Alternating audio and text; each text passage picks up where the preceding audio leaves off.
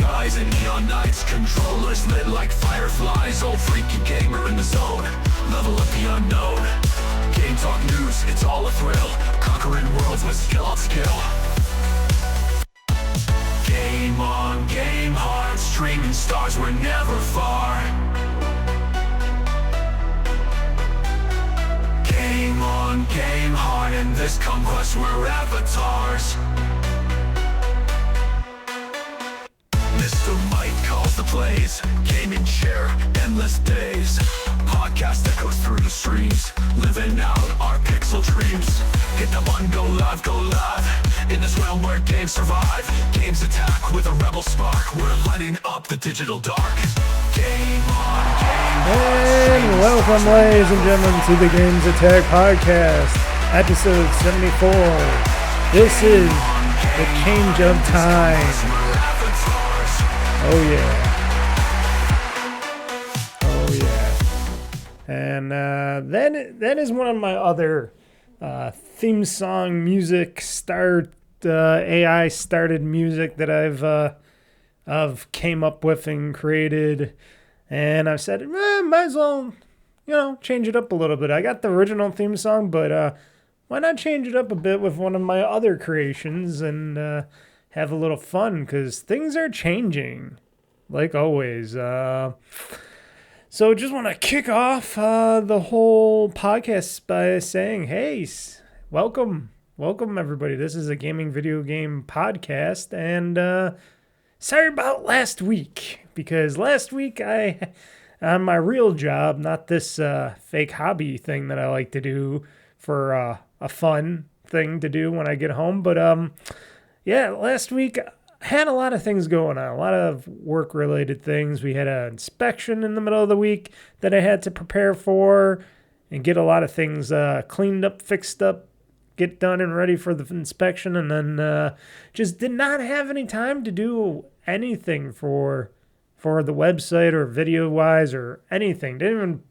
The only games I basically played, which we will talk about later, is probably some Minecraft and Diablo and stuff, and of course Robocop on Friday, but otherwise I did not get a chance to record anything other, no Let's Plays, nothing else. I wouldn't have had any time for that, and I didn't even do the schedule because I'm like, well, what's gonna go on for the rest of the week? And I said, well, I already have it posted that I'm doing my live stream of Robocop Rogue City Unfinished Business on Friday, as I, RoboMike, am RoboMike, doing Rogue City and stuff like that. But it was just a busy week. It's one of those still busy weeks going on, and the weather's still nice out. The weather's still good, sunny, warmish, coolish now in the mornings and nights and stuff, but still pretty warm during the day.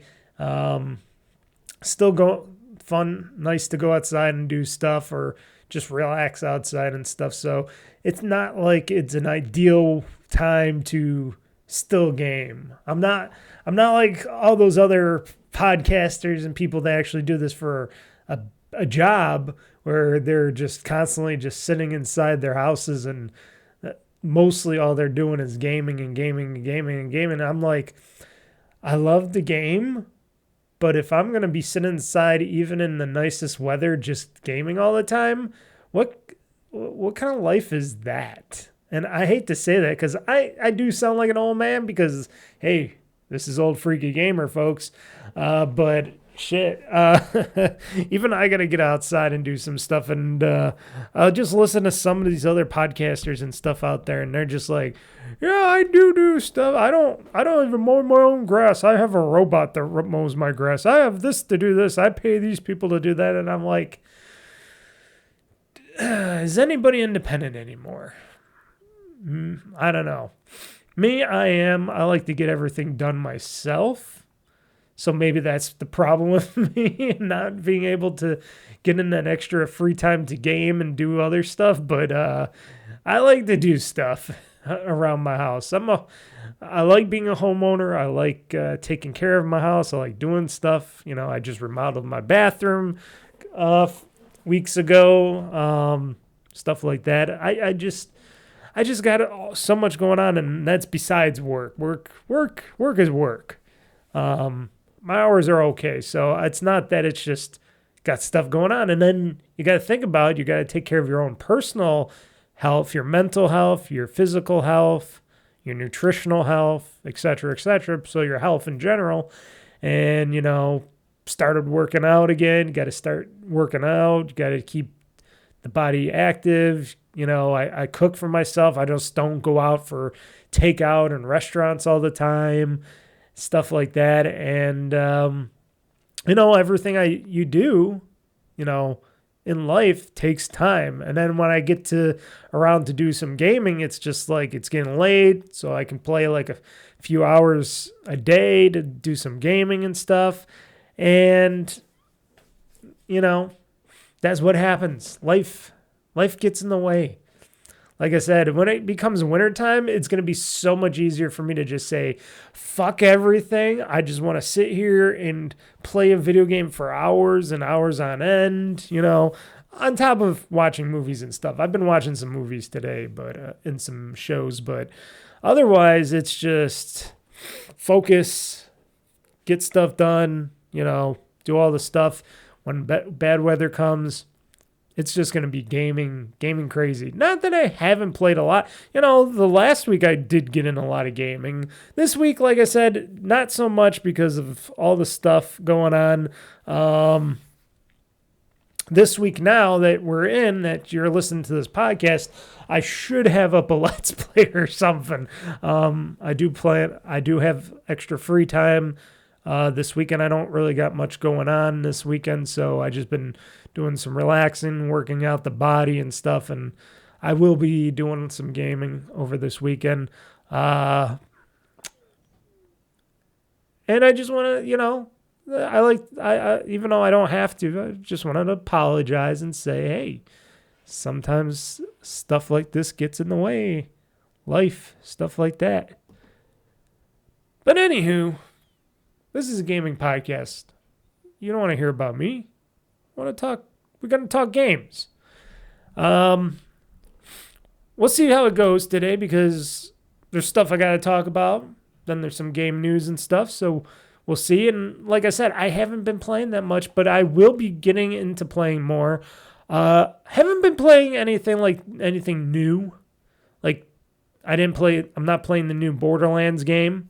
I hear that's a mess right now, and I'm going to hold off a bit before I decide to get it. On top of that, it's not available on Xbox for PC, so that's another big doozy, another big WTF in my wheelhouse, and I got some smudge on my glasses here that's annoying me, and trying to get it off as I'm podcasting. Sorry if I'm hitting the mic there, but why is the smudge not coming off? Oh, well, hopefully I just don't notice it. Yeah, what's up with Borderlands 4, folks? I hear a lot of negative about it. I watched people play it, and it does seem like a janky mess. And you got Randy Pitchford out there shooting his mouth off going, hey, it's not our fault, it's all your fault. That's basically what he's saying. He's saying, no, we did good here. We did very good. This good game, we did very good. You guys are the problem. And you're not so high-end machines and stuff, even though the majority of gaming PCs and hardware out there runs at lower specs for games, and they have been for generations now, and there's very few high-end machines out there like mine and other people's out there that can, run things very good. And then you got the whole thing of, like Unreal Engine not working the way it should and everything else. And then you got to also come into the aspects of, it's Randy Pitchford, it's Gearbox Software. They do make some good stuff, but sometimes they fuck up really badly. And if you don't remember Randy Pitchford, and I'm speaking to Randy here, his whole Aliens Colonial Marines debacle for back in the day on the 360 when I played it, and he totally fucked that game over. which I still pissed off about him and that, and he's the type of guy that does not apologize much for anything. He's just that kind of a piece of shit type of a guy. He's funny. He makes, like I said, he has a good company that can make some decent games, mostly Borderlands games, because what else did they make besides Aliens, Colonial Marines, and Borderlands? I don't remember I don't know of anything else. They didn't do any of no, those were all Telltale. I'm thinking of Tales of the Borderlands, but that was all Telltale. He tried to do the movie, which failed. I like the movie, though. I got to say, that Borderlands movie, it is kind of fun. I know there's a lot of things they could have did differently and a little bit better, but it's a decent movie. I'm not saying it's a pile of garbage. I could tell you some movies that are piles of garbage. That was not a pile of garbage. I bought it. It's decent. It's in my clubhouse of, the good, bad game movies out there. You got the World of Warcraft movie, you got Borderlands, you got a bunch of other stuff out there that I like. And hey, a lot of other people said the same thing, so I'm not complaining about that. But all I hear now is Borderlands 4 is crap. Borderlands 4 is not working right. Borderlands 4 is hitching and glitching and all this other stuff. All I hear is a lot of Steam is very negative. Borderlands 4. Everything's Borderlands 4. Bad, bad, bad, bad. Even though people will want to try to enjoy playing it. And it looks like there's a lot of good things in the game. And it just seems like maybe it needed a little bit more time in the oven. Maybe they should have optimized it a little bit better over there at Gearbox and not come out and say it's everybody else's fault. Because if you keep pissing off your fan base and you keep pissing off people, especially nowadays when games are $70 plus and people are hemorrhaging money left and right out there, you do not want to piss off your fan base, Randy. And I'm sure Take-Two, which owns Gearbox now, doesn't want you pissing off the fan base, because that fan base will turn on you in a heartbeat and say, fuck you, Randy, and Gearbox and all your games, and not play them ever again. And then what is that going to happen to you and your credibility and your studio and all the people, hardworking men and women over there? And what is Take-Two going to do? I'm surprised. There's got to be something in the contracts, which I keep hearing, that keep Randy over there for temporarily.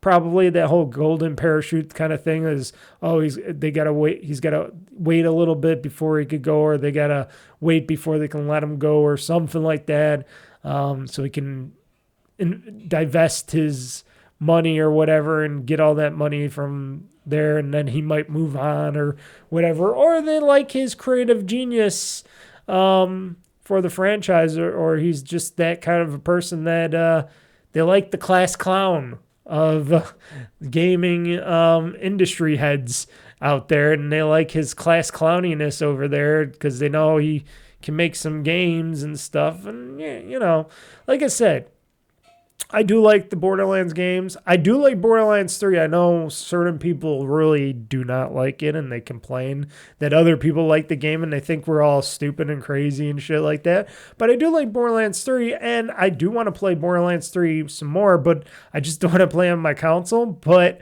I also don't want to spend $60 for that game when they got a new Borderlands game out right now, and I'm not spending $60 for the PC version, which, funny, Randy, if you in Take-Two, I'm blaming both of you. First off, I might be buying Borderlands 3 again for my PC because they got the Xbox for PC version of Borderlands 3. And I would rather just play it on PC in my ROG Ally handheld. And I would have purchased Borderlands 4, but like I said, it wasn't available for Xbox for PC. It's available for Xbox and Cloud Play, but I don't really want to just play Cloud Play of that game. I want to play it natively off my handheld or console, so just in case if the cloud doesn't work or something's going wrong with the cloud, I don't have to, download to my Xbox and stuff. it's the whole thing of me trying to separate myself from Xbox as much as possible. And I mean the hardware of Xbox, not Xbox in general, but just the hardware, because I just really want to play it all on my PC and ROG Ally and stuff going forward, because that's what looks like to be the future of where gaming's going to be going, is handhelds, PC, stuff like that. We're going to talk about that a little bit more in depth, but I'm just not liking his attitude against stuff. I know a lot of other people said the same thing lately. And I don't know what's going on, because I still would like to get Borderlands 4, but I will wait on that. I'm a patient guy. And especially eventually Borderlands 3 will go on sale and they'll drop that $60 shit price tag that they have on it. And eventually it'll drop down to like, the 30s or less eventually on Xbox for PC and stuff like that. And yes, and I know I got to keep mentioning this. The reason I want it on Xbox for PC is because I want the achievements, and I'm an achievement whore. I know they got Borderlands 3 for Xbox on sale, the digital version, if I get the digital bundle, which I don't need any of the other games, because I have all the Borderlands games, and I have all the Telltale games, and I've beaten all of them. I just want Borderlands 3, but they got this bundle that's actually cheap, where it's like, what is it, $30 for everything, which is stupid and crazy. And you can't, why don't they have just Borderlands in general on sale? But no, you got to get the bundle to get all this stuff. And it's like, well, I don't want everything else. I just want Borderlands 3.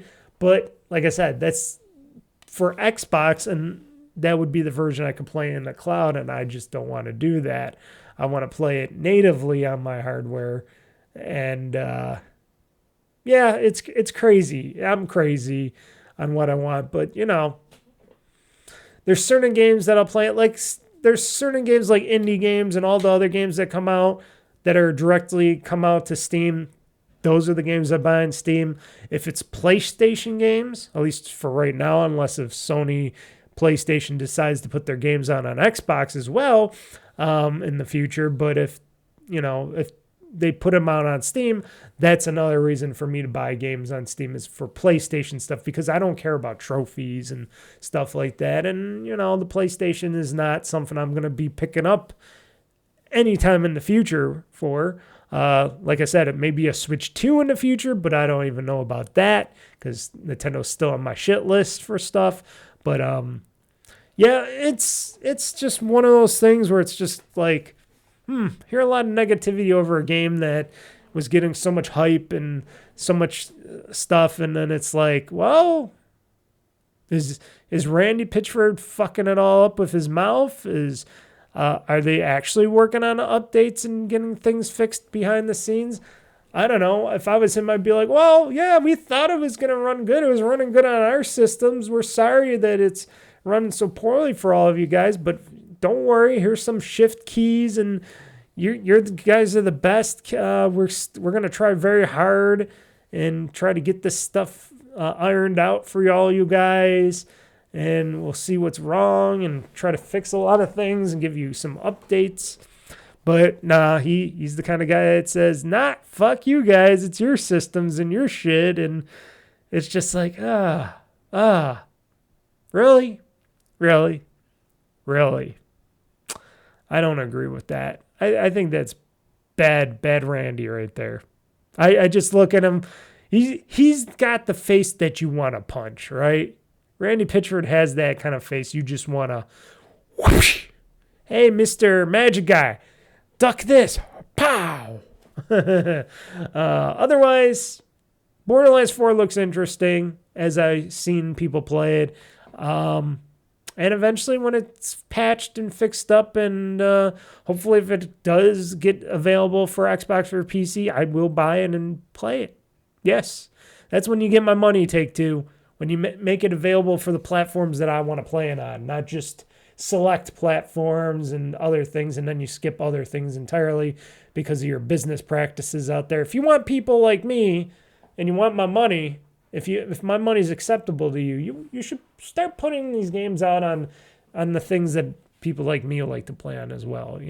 Stop these are the kinds of things that you shouldn't skimp on, even if it's not the biggest, most, the best platform out there. Still, I think Xbox for PC is a great platform. Like I said, I bought a lot of games on it, and they play very well on my ROG Ally on PC. So, I don't have any complaints. I know there's other complaints where the version numbers of games and all that other stuff go on. I don't have those complaints.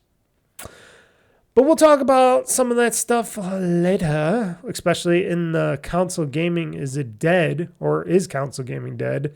But I wanted to kick off with upcoming changes and additions to OldFreakyGamer and such, because I, Mr. Mike, am, even though I don't need to do this, and I'm trying to stall here because I'm trying to load some stuff up here. Let's see here.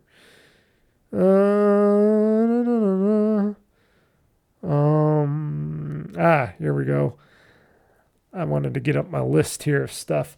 I'm going to be changing some stuff with, sort of kind of with the website, but with the shows and stuff. Mainly the show. This show's going to have some changes to it. For the GamezAttack podcast here, I do all this talking about games and my opinions on games and stuff, and, and everything gaming, and then I do the games news and stuff. And that usually brings the content and the whole show very long and stuff like that, because I can rant on a bit and mutter on a bit for a while. And I figured, why don't I just put the games news in its own section, its own video section maybe. And maybe a podcast form eventually, because I could eventually probably make a podcast out of it if I wanted to. But I'm going to start off by doing a video show of it. I know there's other video news, game news shows out there, but I figure they don't do all the same news as I will. Like, I'll do some of the mainstream news like others do, but I'll also put in news that nobody really talks about. And I feel like when I talk my games talk news, I don't hear a lot of this news that I talk about that other people talk about all the time. I put in news stories out there that people don't really cover as much as I do, that I feel like maybe these people care more about this stuff than you would think, and I'll bring it up and I'll talk about it. So what I'm planning on doing a nice smallish, depending on what's to talk about each day. And I'm thinking I'm going to try to do this as always a daily, but it could be daily or every other day or whatever, depending on what news comes out each day. If there's some games news, I will do a show on that news for that time frame when I do the games news. So it's going to be a random outing video, which it could drop anytime. So Monday, if there's a lot of games news, I'll do a games talk news show. And I'm thinking that's what it's going to be called. I think it's going to be called the Games Talk News Show or something like that with Mr. Mike. I'm thinking about that because I already call it at the end of the podcast, the Games Talk News. So this might be the Games Talk News Show. I don't know. It keeps it simple, it keeps it safe, and people know what I'm going to be talking about. And that would mean that I would take that part of the GamezAttack podcast out of the GamezAttack podcast. So this would be plucked from there. Sure, there could be some news I will talk about, like some major headline news in the GamezAttack podcast, but mostly if I'm going to just talk an all-out talk news show, and I usually find out that I have a lot of stuff to get through a talk news show about video games, I find it that I should just have its own show for it. So I figure it'd be easier for me to just make little random videos of games talk news and post them up on my website and YouTube and stuff, and that would be the way to go on that. And, you guys can let me know. You can email me at oldfreakygamer@gmail.com about that, or you can talk about it in the comments, because that's another thing that I'm changing with everything. Before, I had mostly all the comments sections locked down except for the podcast and basically the live streams and stuff like that. But now when I do videos going forward, gaming videos, not past ones, but game shows going forward, which I've already started, I will open up the comment section. Now note, you got to be friendly. Don't be a jackass or whatever. Be very understanding, should I say? What should I say? Be very, you can give me harsh criticism about stuff, but don't be a jackass and stuff. I do have the comment sections on strict. I don't know what they do. I don't know what YouTube considers strict comments stuff, whatever, blah, blah, blah. But I do have them monetized. I have them, whatever YouTube does with the like I said, I don't truly know. I don't even know if that shit works. But like I said, feel free to comment, ask questions on any videos, ideas. If you guys got any ideas whatsoever, I'm always happy to listen to people and ideas, like if there's upcoming games or other games that you might want me to maybe play or show or talk about. That's always good, as long as it's not like Switch 2 games or PlayStation games, because I don't own any of those future games. Past ones, yeah, sure. But stuff like that. And yeah, like I said, I'm going to open up all of the new videos going forward to the comments. Like I said, new show ideas, podcast changes, shorter video openings. I know some people are like, oh my God, you got a long video. The only long video show openings that you're going to see is probably on my Friday streams for whatever I'm doing. Like right now I'm doing Robocop Rogue City Unfinished Business. So you got that opening. You got this GamezAttack podcast opening. That's going to be stuff like that. But I've been trying to shorten up like the Let's Play starts and stuff like that. And of course the Games Talk News show, when I start doing that, that'll be a short opening, something simple, something safe. It'll still have their ending music and stuff like that, and I got to update that too and make some changes with that, but that's another thing. I don't know, I put this down as another point. I got to better promote my media to a point. I wrote that down as like a reminder for me, because I'm like, well, I'm not good at social media. Well, I'm not good at social media. I don't give a shit about social media. The only two things of social media that I post besides, YouTube and stuff like that, and my website is Twitter X and BlueSky. Excuse me for the yawn. When I post stuff up for, of when I post my media and stuff. And that's when I say, hey, my stuff is ready. My podcast is ready. My video is ready. This is ready. That's all I do. I don't really talk too much in it. I might try to do some of those shorts that YouTube has. I know a lot of people like watching shorts, so I might do some more like video game shorts or something. Maybe. We'll see. We'll see how that goes. But that's another thing I might try to do. And see people like that stuff. Random stuff like that. And then I still got the thing about I should definitely try to get myself some fucking merch going. I know. That's another thing I want to do. I really want to design some cool t-shirts and stuff like that. I got some drawing ideas and all that. I just, like I said, gotta get it down to the time and actually do it.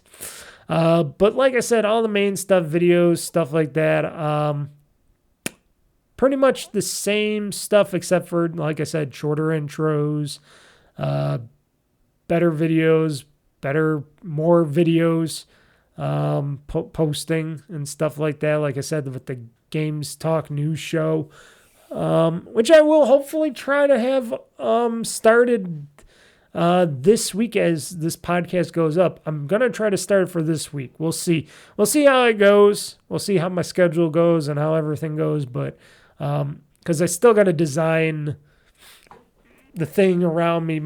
I got to beautify my set around me for that. I got to do some drawing artwork and some stuff to create for this show and figure out what I actually want to show on there. Because like I said, it's going to be a video show first.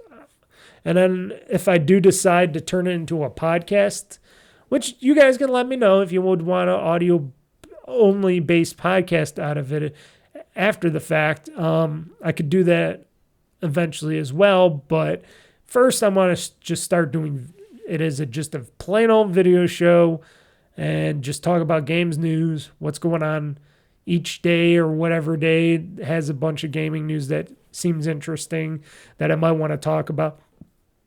And that might be something that will work out very well for the future, and it will shrink up the GamezAttack podcast a little bit from my rants, even though right now you can see, I can see, I'm already at 31 minutes in talking about stuff, and I haven't gotten to half the stuff I want to talk about yet. So, yeah.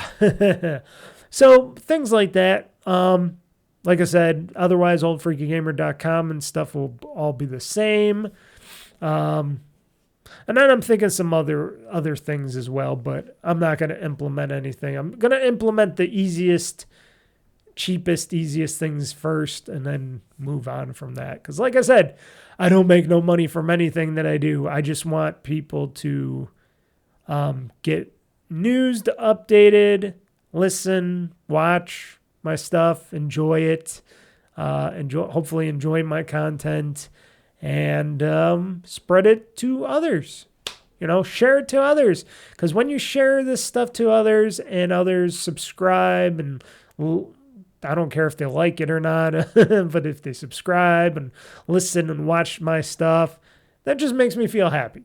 That's all I want. I don't want money. I don't want your advertisements. I don't care about that stuff. And then, like I said, in the comments going forward, let me know what you think, ideas, all that and such.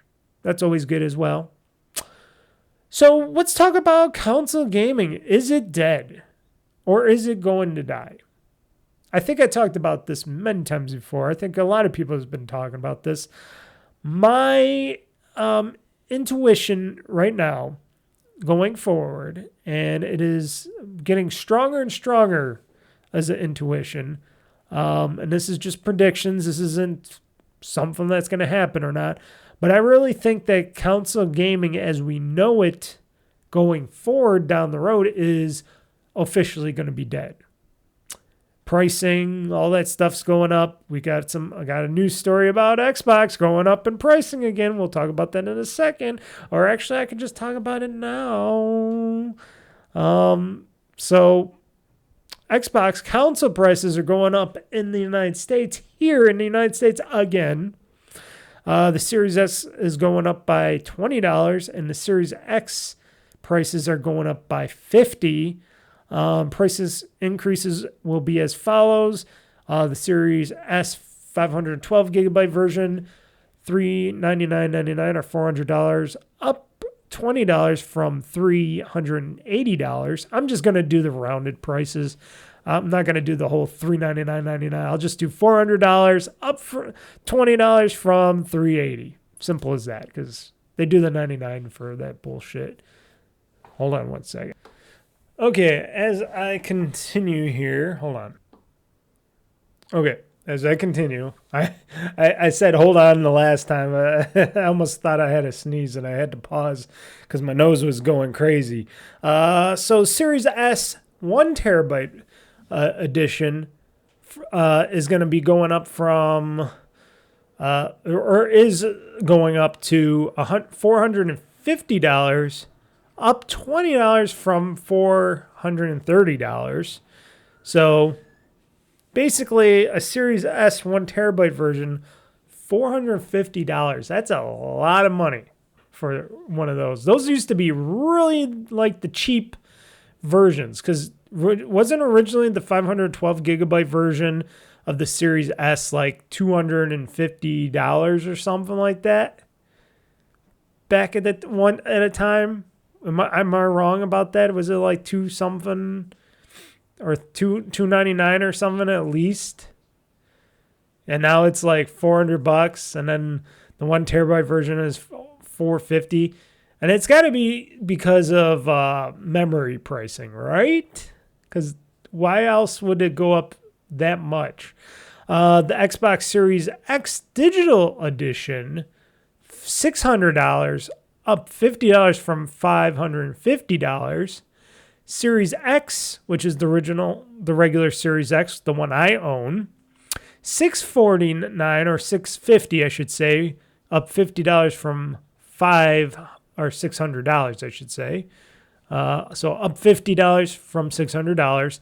And then the Series X 2 terabyte Galaxy Special Edition, $800, up $70 from $730.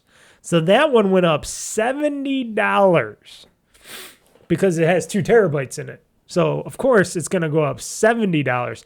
That's a lot of money. And Xbox is stating that the price increases occurred due to changes in the macroeconomic environment, as they say, and adds that in the future, it will continue to focus on offering more ways to play more games across any screen and providing value for Xbox players. Except you're not providing any value in your hardware, meaning do you really want people to buy your hardware going forward? And does that mean that the next generation of Xbox is pretty much going to be dead in the water? Because if you're going to be charging $800 for a Series X 2 terabyte Galaxy Edition, which back in the early days, a 2 terabyte Xbox should have been like, I don't know, maybe $500 at the most. $550 at the most for something like that. And then everything else, like it should be like $250 for the 512 Series S version and stuff. And then go up from there. Even I got to say right now, folks, I am very disappointed in how Microsoft and Xbox, because, Microsoft owns Xbox as a big corporation and companies are really not fucking doing a very good job at pricing their hardware. And like I said, I know they're pretty much wanting to get out of the hardware business altogether. Primarily, anything that involves hardware-based stuff because they're not good at it and it's expensive to do because they can't just make it themselves. They got to have distributors make and distribute the stuff for them, and it costs a lot of money, and so on and so on and so on. And they're rather do just software-based stuff going forward, and just have software-based stuff. Hence why this whole Xbox Play Anywhere initiative came into play, because it's a lot better for them, because then that's less what should I say, cost, overhead, stuff like that. And they can just make stuff like Xbox controllers and stuff like that still. But, those could work with PCs and everything else.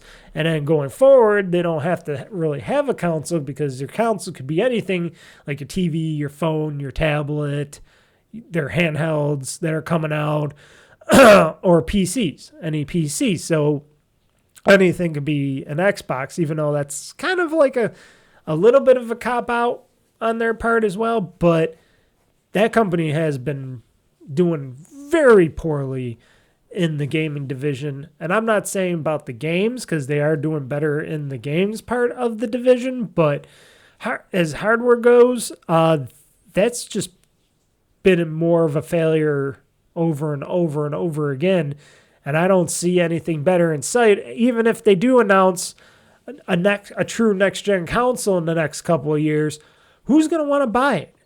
Who's going to want to buy your overpriced, because we know it's going to be overpriced, lackey console? And I am saying a lackey console when you didn't even get the full potential out of the Xbox Series X console now out of the Series X, which I own the Series X. You didn't get the potential out of the Series consoles yet. And you're still not doing as well, following, your poor performance on the Xbox One, which I also owned, and stuff like that. And you're not making any headway with that stuff. And then you talk about, you got Sarah Bond and them talking about, oh, yeah, we're partner of AMD. We're working on these next gen consoles. They're going to be so powerful. Well, if they're going to be so powerful, that means they're going to be so expensive. And if they're going to be so expensive, no gamers out there, people are going to be in the right minds buying this stuff. You'll get like a handful of diehards, and that's excluding me now, because even I feel like the Series X could be my last true Xbox console, because going forward, my true Xbox is my PC and my handheld. So why would I need to buy a main console for if I could just play all that stuff and get all my achievements off my PC and handheld, going forward? Why do I need to spend another $500-$600 on a console that sits on my TV and I barely use it, except for mostly media and stuff?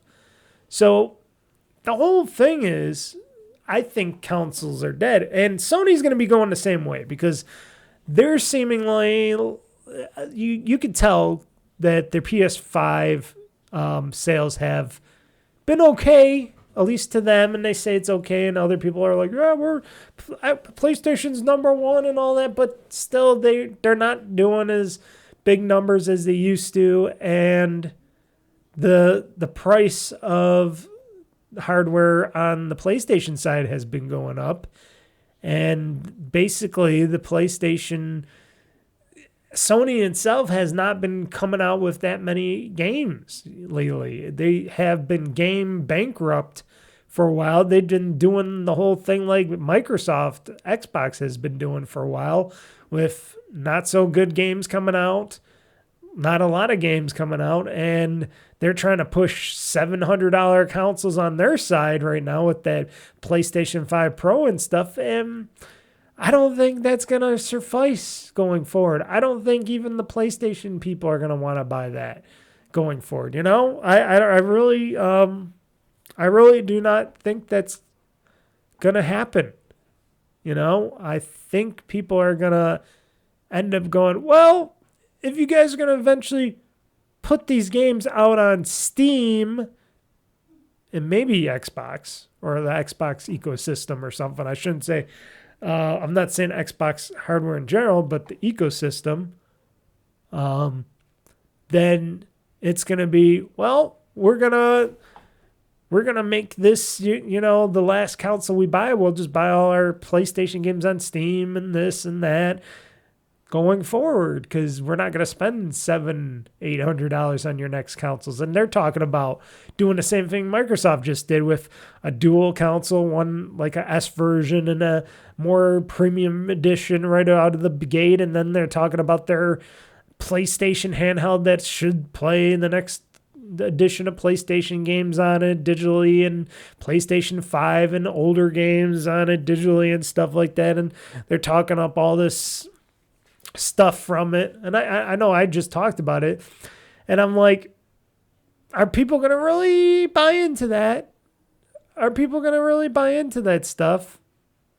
Because I don't know what they're going to do if they don't have the games for it. Got to have the games, and if all the games are coming from Microsoft and other places, or I should say Xbox and other places, What is, and I know Sony fanboys are probably eking all over what I'm saying, and they're going to cuss me out, and I don't give a fuck if you cuss me out, because you know what? It's my opinion. It's how I feel the things are going, and you can see the writing on the wall, and it doesn't matter if it's Xbox or PlayStation and stuff like that. Hold on. Okay, sorry about that.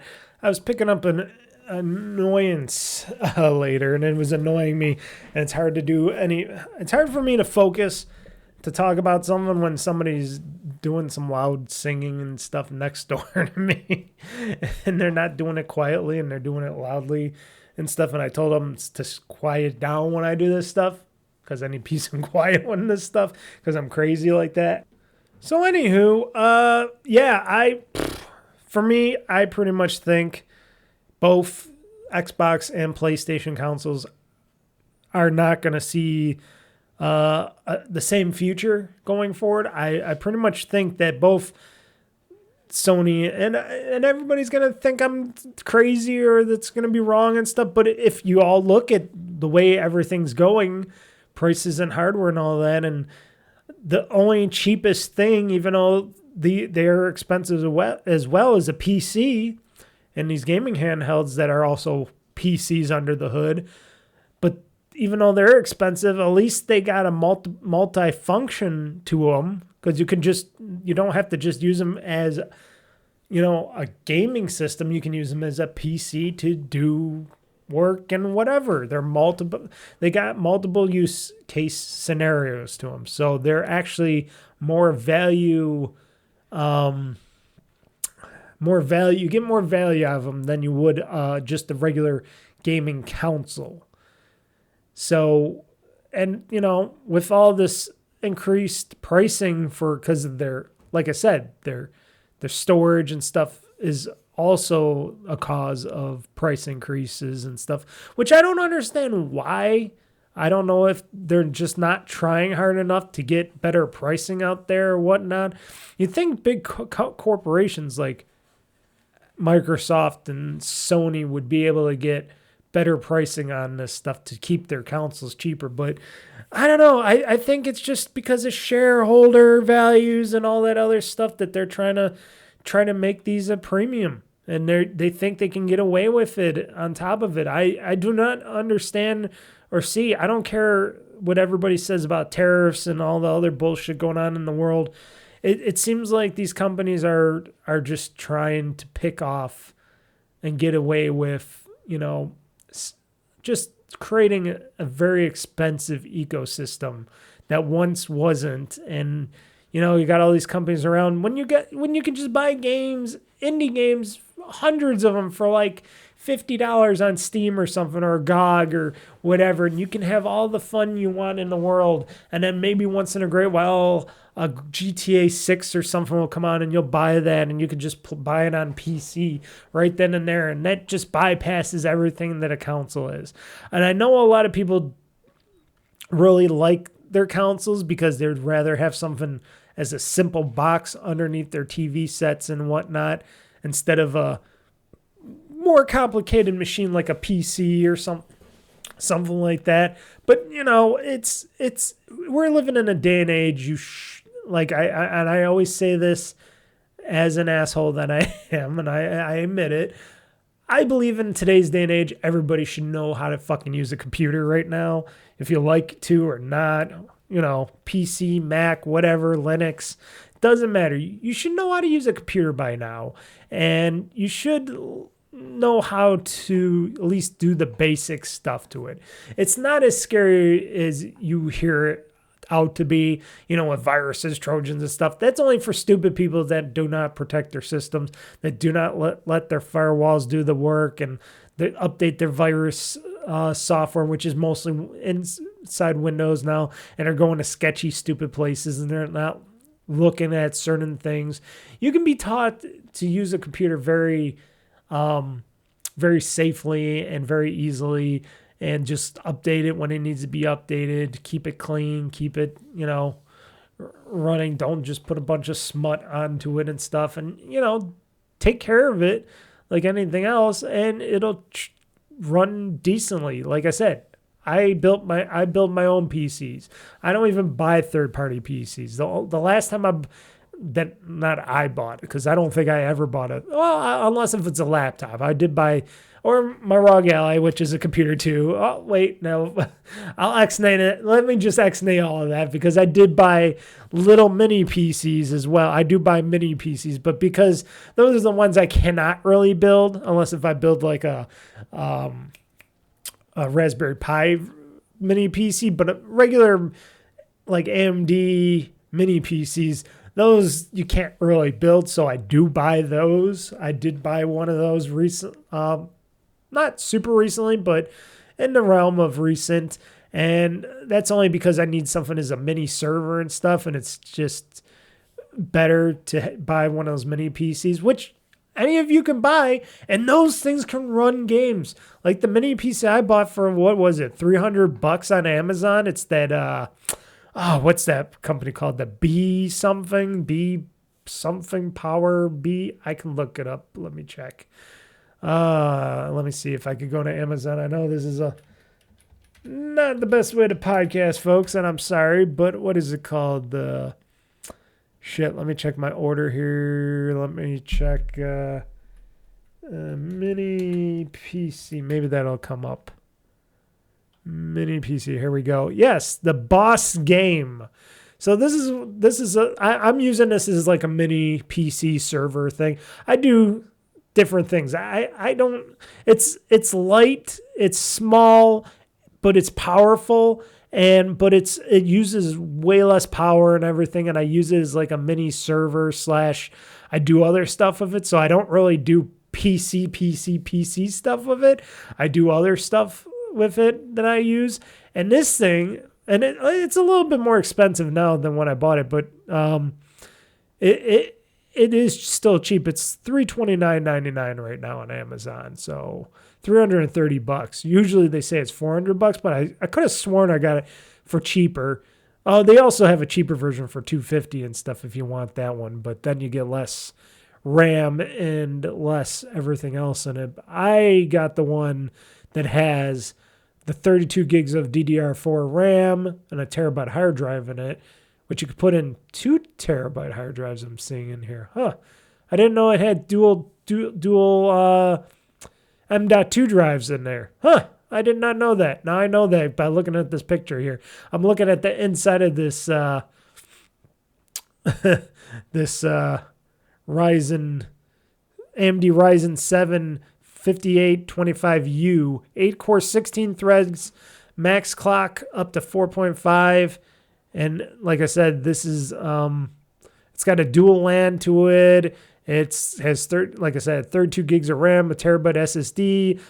Comes with Windows 11 Pro, not Home, but Pro. It can run triple 4K 60 hertz displays, desktop computer monitors off of it, which is crazy.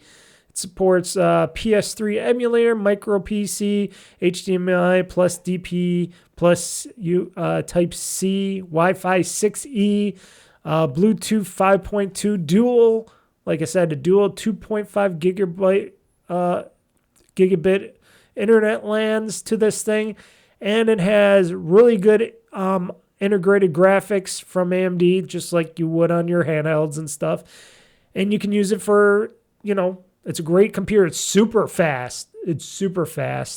And you can do gaming on it. Not that I ever did any gaming on it, but it has the specs as like my ROG Ally would have for gaming and stuff. And because it uses the AMD Ryzen 7, core, has the SoC in there. So it does all that stuff. And like I said, this is only for $330. Now you can buy yourself a little monitor to it and wear a keyboard or mouse, or you could just hook up a Xbox controller, because like I said, you could do that as well because it has Bluetooth in there, Bluetooth 5.2, and you don't even have to hook it up to a LAN. You can use Wi-Fi because it has built-in Wi-Fi to that sucker as well. So what more do you want from the perfect gaming handheld PC for you, or a little mini gaming system for you, when you can do this? Hook this up to your TV with great ease. It has tons of USB ports on it, USB-C and stuff. Like I said, it runs very quiet. It's very cool, very quiet, and it is very quick for what I do with it. And I basically rip media on it and stuff, and it does it very fast. And when I have to do a lot of heavy recording of media or whatnot, and it's like weeks of stuff to do, this thing chugs and chugs and chugs, and it does not complain. It does not heat up. the room. It doesn't take that much of power. And like I said, if I tried to game on it, I bet you it would do very well with gaming and stuff. I bet you it would do extremely well. Like I said, it's like a ROG Ally, but it's in a box, and you could get it on Amazon, and it comes with a Windows 11 Pro and all the next-gen stuff to it, hardware-wise. I would consider that as your next Xbox or PlayStation in the future. I think that's what's going to be. I think it's going to be mini PCs. I think it's going to be a ROG Ally or a Lenovo Legion Go or one of the other ones. Maybe Sony will get lucky with that PlayStation handheld, depending on how locked down it's going to be. I'm pretty sure they're going to try to lock the shit out of that down, so it's not going to be as open, unless if the core systems are changing all that out there, and they're opening up stores right now, storefronts, digital storefronts from like Apple stores. The Google store is going to have to be open for more people to do stuff with instead of Google controlling everything. And I'm pretty sure they're going to go after eventually people like that. And Microsoft foreseen this, so they opened up their app stores and stuff. I don't know if they're doing it too much on the console, but I'm pretty sure the EU and everybody's going to start going after like Sony and Microsoft and definitely Nintendo to open up their digital storefronts on their machines and say, no, you got to open up this storefront so people can sell their games and apps and stuff and these things, and you can't lock them down because we're in the anti-lockdown unless if there's something specific that excludes gaming machines to open up their storefronts. I don't know. We'll have to find out and see on that, but I pretty much foresee something from at least the EU going after people like Nintendo and stuff and trying to force them to open up their storefronts, which I'm pretty sure Nintendo would be very happy to send their dog-ass lawyers after them, the EU, and going, fuck no. You know who we are, bitch? We're Nintendo. We Nintendo think that's a good idea, and we Nintendo and won't open up our storefront for anything. Even if you tried to give us a big slap on the wrist with a big multi-money owing, we'll just not do anything for you guys in the EU. You know, Nintendo will do something against them. Microsoft, they're a little bit more shameless. They're a little bit like, oh, okay, we'll do it. We don't want to be in trouble anymore. We'll play nice with everybody. Sony, I don't know. They're cutthroat too, but how much power does Sony have outside Japan? You know, they got their people, they got their fan base, but how much power do they got left? I don't know. I think Nintendo would have the most power in anybody of opening up storefronts because they would be like, fuck no, we're not letting anybody but our own Nintendo approved apps and services and stuff on our platform. Because this is for the kids. Remember, we are protecting the kids. They'll probably put that out as well. But yeah, things are changing, folks. And I think consoles are not along for this world. I think consoles are going to be going the way of the dodo, at least of what we know them. They're going to be PCs. And I think when Microsoft says, well, we're coming out with this new super extreme, super powerful next-gen Xbox, and then you hear Sony saying the same thing, I say, okay, not needed, don't really care. I got a PC, I got a handheld, I got hopefully an upcoming Xbox ROG Ally coming down the pipeline. I will be good. I got a Series X here that's, barely gets any use out of it. That still is going to be able to play all these games for a long time coming. So I think they should just focus on these machines and try to bring more value out of these machines and maybe try to get these prices lowered on these machines. That would be the best thing to do at the moment. Try to keep these machines out there, price them down a little bit, try to get better games and more games on their system so they could get people to be happier and stuff. But I don't see that happening because companies like this just go one direction. They don't ever U-turn and go another direction. But Microsoft is kind of doing that. They're kind of getting away from the whole, like I said, hardware market with consoles and stuff. And who knows if that next-gen Xbox will ever emerge. Maybe it won't. Maybe it'll just turn into a PC. Even Satya Nadella, and I couldn't believe what I was hearing, was stating in a news, and I don't know if I don't think I have it on here in my news section. I don't. But he was saying, I just read this in the recent MSNBC news story or something online.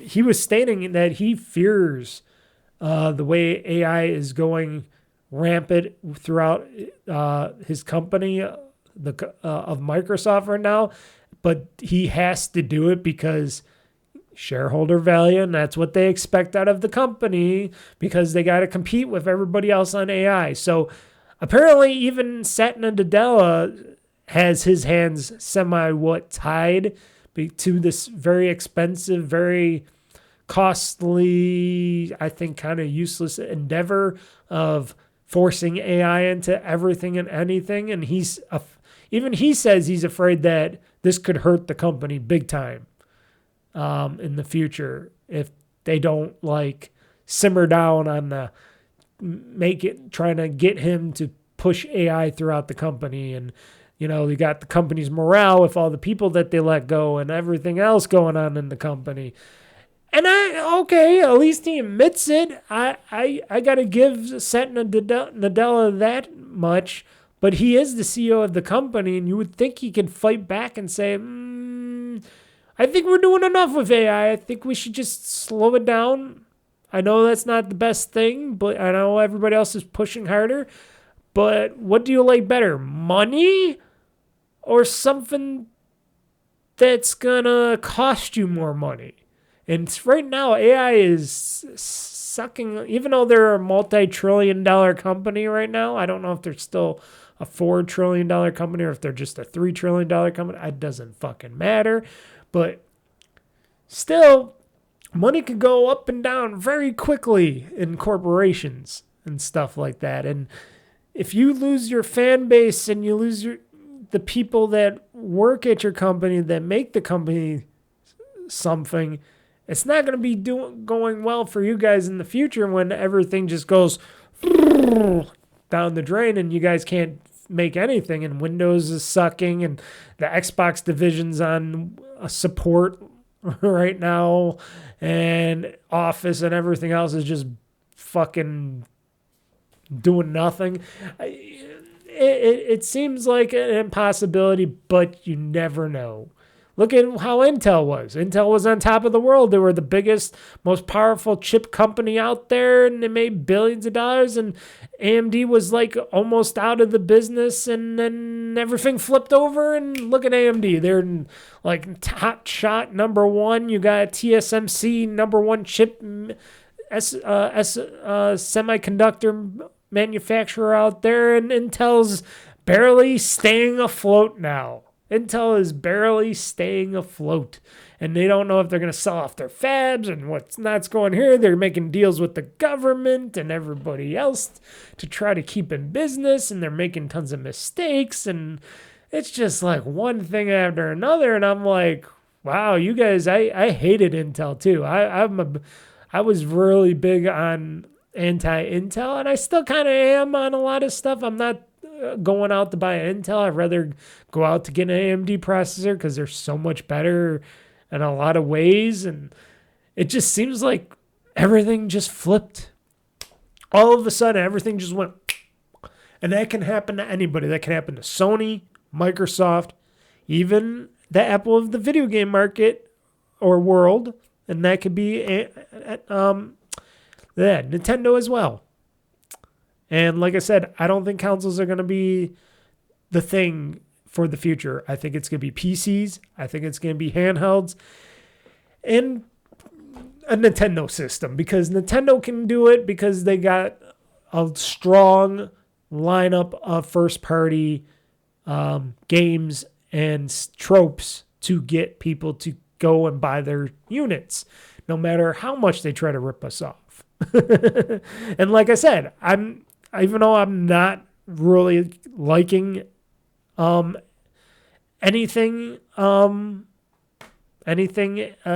Nintendo right now, and I think Nintendo's turned into a very bitter, evil corporation as themselves.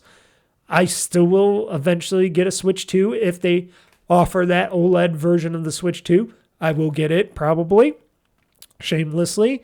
I will go still buy, and I pre-ordered their Samus amiibo with her on the bike because she looked pretty badass on that bike, even though I'm not even going to play the next Metroid game, at least not anytime soon. I'm not the biggest Metroid guy, but I pre-ordered an amiibo. I will see that Super Mario Brothers World movie, or Super Mario Galaxy movie.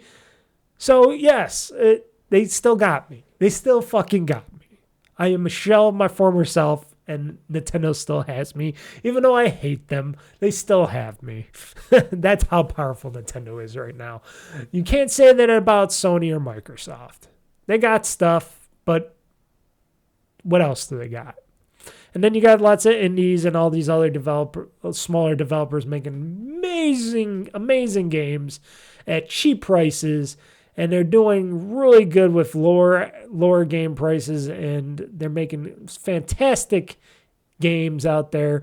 And then sometimes you got your bigger publishers making some good AAA games, and you're going to want to buy them for $70.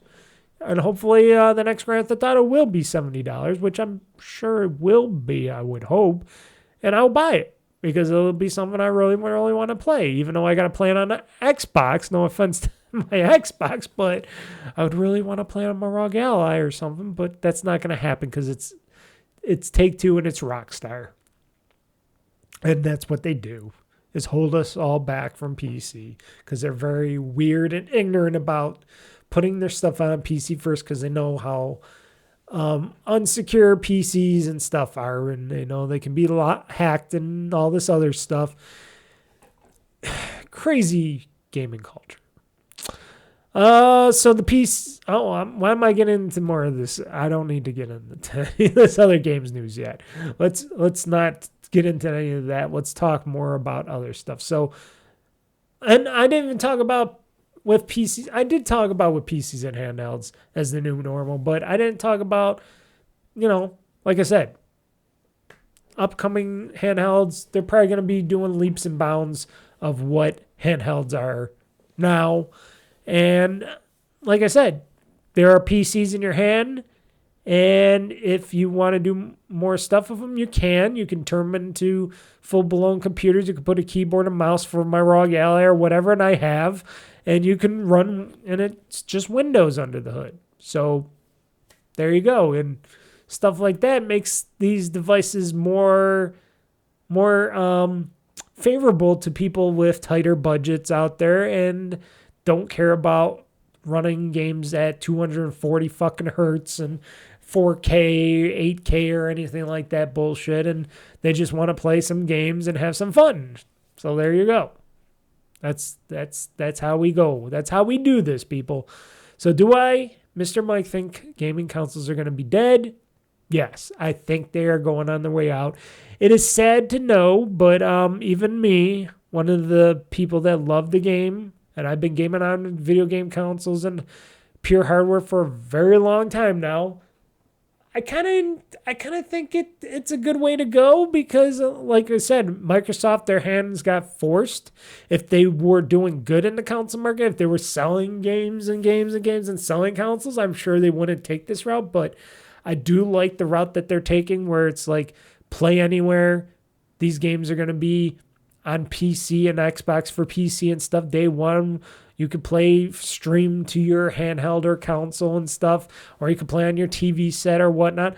I like that they're doing this play anywhere type of deal here, and that they're trying to make this work because that can make them the cost-based. They can reduce cost for many gamers out there and people that be like, well, we're not going to spend all that money on your stupid expensive console, but we'll still play our games. And we can play them anywhere. We can play them on a PlayStation, on a PC, on this or that. We got many choices to play these games on, so we're not going to worry about that. And Microsoft even says, don't worry about it. If you don't want to buy an Xbox, that's not your only option. You got PC, or PlayStation. And maybe Switch too if Nintendo lets people put games on their system. So, yeah, the age of the video game consoles probably going to be dead because they're outpricing themselves. They're all outpricing themselves. They're all making everything too expensive. And then the people still complain they're not powerful enough or they can't do this or that or whatever. And that's when I say, well, maybe that's on the software people as well, on the game makers. This is where I go Randy Pitchford on everybody. Because these are lockdown systems that people know all the specs for. These consoles and units. So they should know how to make their games around these console units because they're all the same. They're not different in many ways unless somebody pops in a bigger hard drive or M.2 drive or something in them. Otherwise, all their other hardware in these consoles are the same. So, why is it so difficult for them to lock down these games on these consoles? That's when I say it's on the game makers, on the publishers and creators out there that aren't optimizing for these gaming pieces of hardware as consoles are. But then you could say differently for PCs because PCs can be anything and it can be anywhere and it's all shapes, sizes, powerhouses and stuff or not. Simplistic gaming devices. I just talked about that, little gaming PC that's a PC. And like I said, a lot of these game makers let that stuff optimize for those kind of hardware and stuff, and it works well with that hardware. And it's like, well, if they can do it with a PC, why can't you do it with a console? So that's why we don't need consoles in the future. If you buy one now, love it till it's gone, and then consider getting a PC. PC. Somebody else was saying that a long time ago. Oh, it's all about PC. Now I'm definitely thinking about PC. Before, when I was poor and I didn't know anything and it was consoles. Now I'm all PC because I build my own PCs. We got, like I said, the ROG Allies and stuff like that. Handhelds. I love playing on my handheld. I don't care if it's not the most high-end screen and high-end chipset and stuff to push pixels to 8K or anything like that. Just let me play a good game on my handheld. Let it run smoothly. On my PC, it can run even better because of my PC being a powerhouse and stuff. So, yeah. That's all I got to say on that stuff. I guess then that's it for what I have to talk about. So the games that I played in the past week, I guess we're going to do, and then games news. The games that have been played in the past week. Oh, boy. For some reason, I can feel my voice going. I think it's when I rant too much and the dryness in the air right now. And my sinuses coming back because it's getting, like I said, the weather's getting a little bit cooler and stuff out.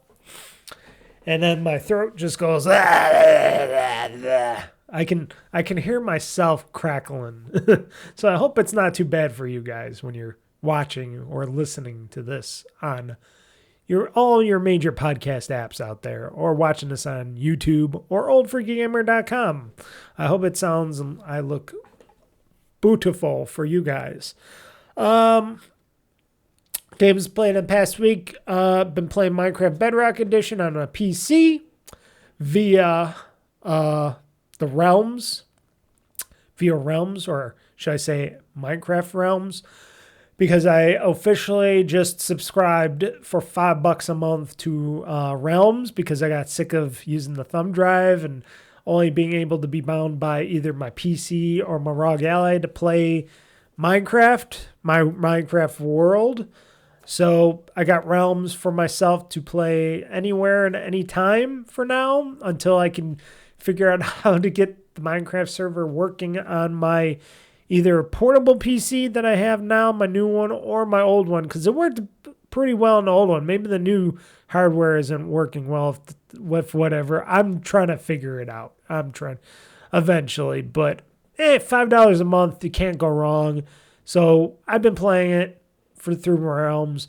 Realms takes a little bit of time to load up my Minecraft server on their end, and everything just pops in very slowly, I noticed.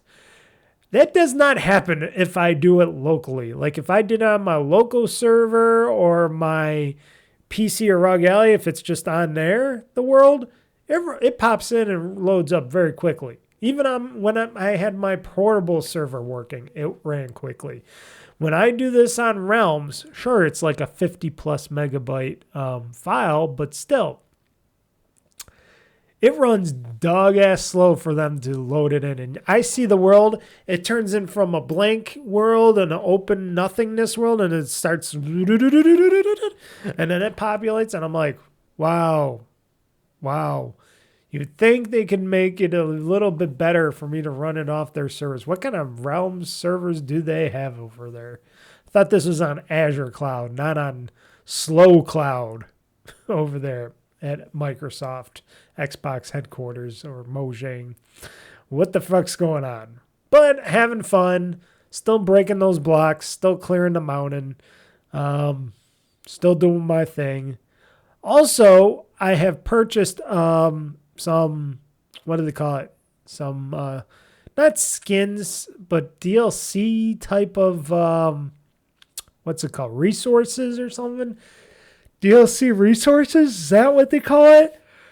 Or themes for Minecraft Bedrock Edition? I accidentally bought two things of points, which I only needed one, but for some weird reason, my Microsoft account glitched and it charged me twice, so I got double my Minecraft coins, which originally I was going to call them up and say, hey, you guys kind of double charged me for these coins. Like, you gave me double coins and you charged me twice because I only wanted the one set for this one particular theme / thing. But then I said to myself, well, you never know. I might need the coins for something else because I usually sometimes get those,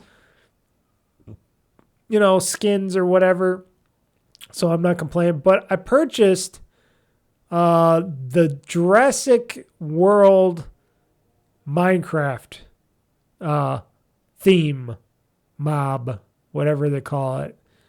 And I got to load it separately because if I load it onto my world, I found out it would disable achievements and a lot of stuff wouldn't work the same way as it does in my world.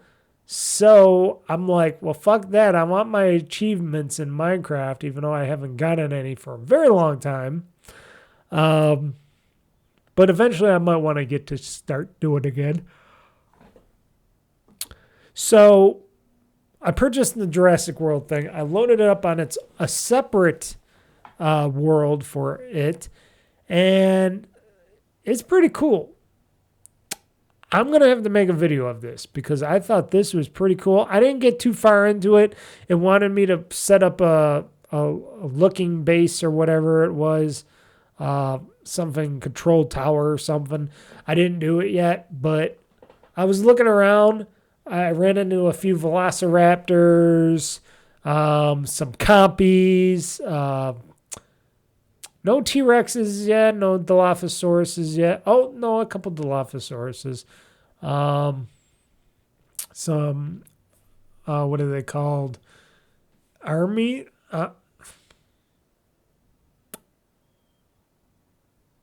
I'm trying to think of Gallimimus. I saw some Gallimimuses.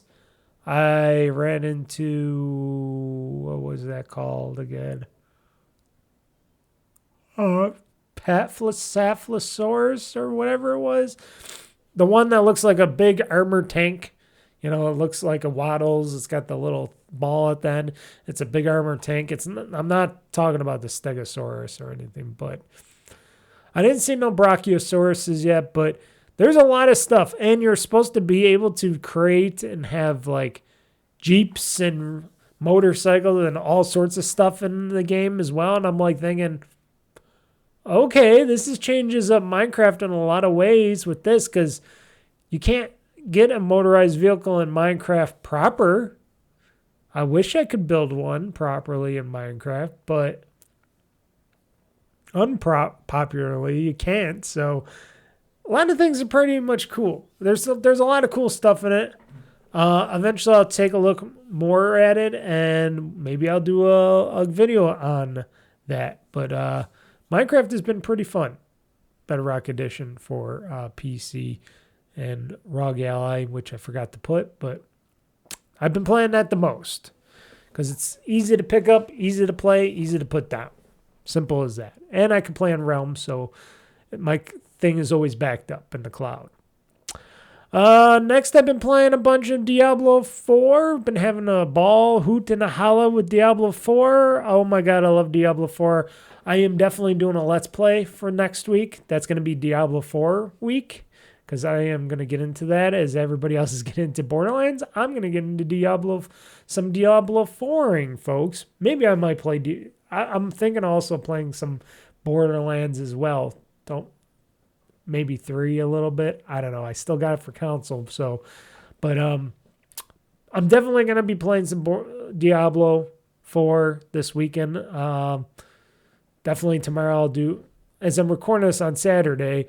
I'm recording this podcast on Saturday. So on Sunday, I am going to be playing myself a shitload of Diablo 4, and we'll have a little playthrough of that on the Let's Play. Been playing a lot of that on my Series X. That's the only reason why it's still good to have a console, because I can't play Diablo 4 on a PC. And I know you can get it on PC, folks, but it's not the same when you can't get the achievement. If I was able to get this stupid Battle.net version of Diablo 4 and it still offered Xbox achievements, I would be okay with that. But because I don't get a single achievement, can't cross-play with it or do anything to get achievements from it, it's like, why even bother for me? See, Microsoft's got me hooked. Microsoft's got me hooked with the achievements. Because the more achievements I make, the better I am. The more reward points I get, the easier it is to save on future games if I want to buy it through the Microsoft Store or the Xbox Store or whatever. And, already got another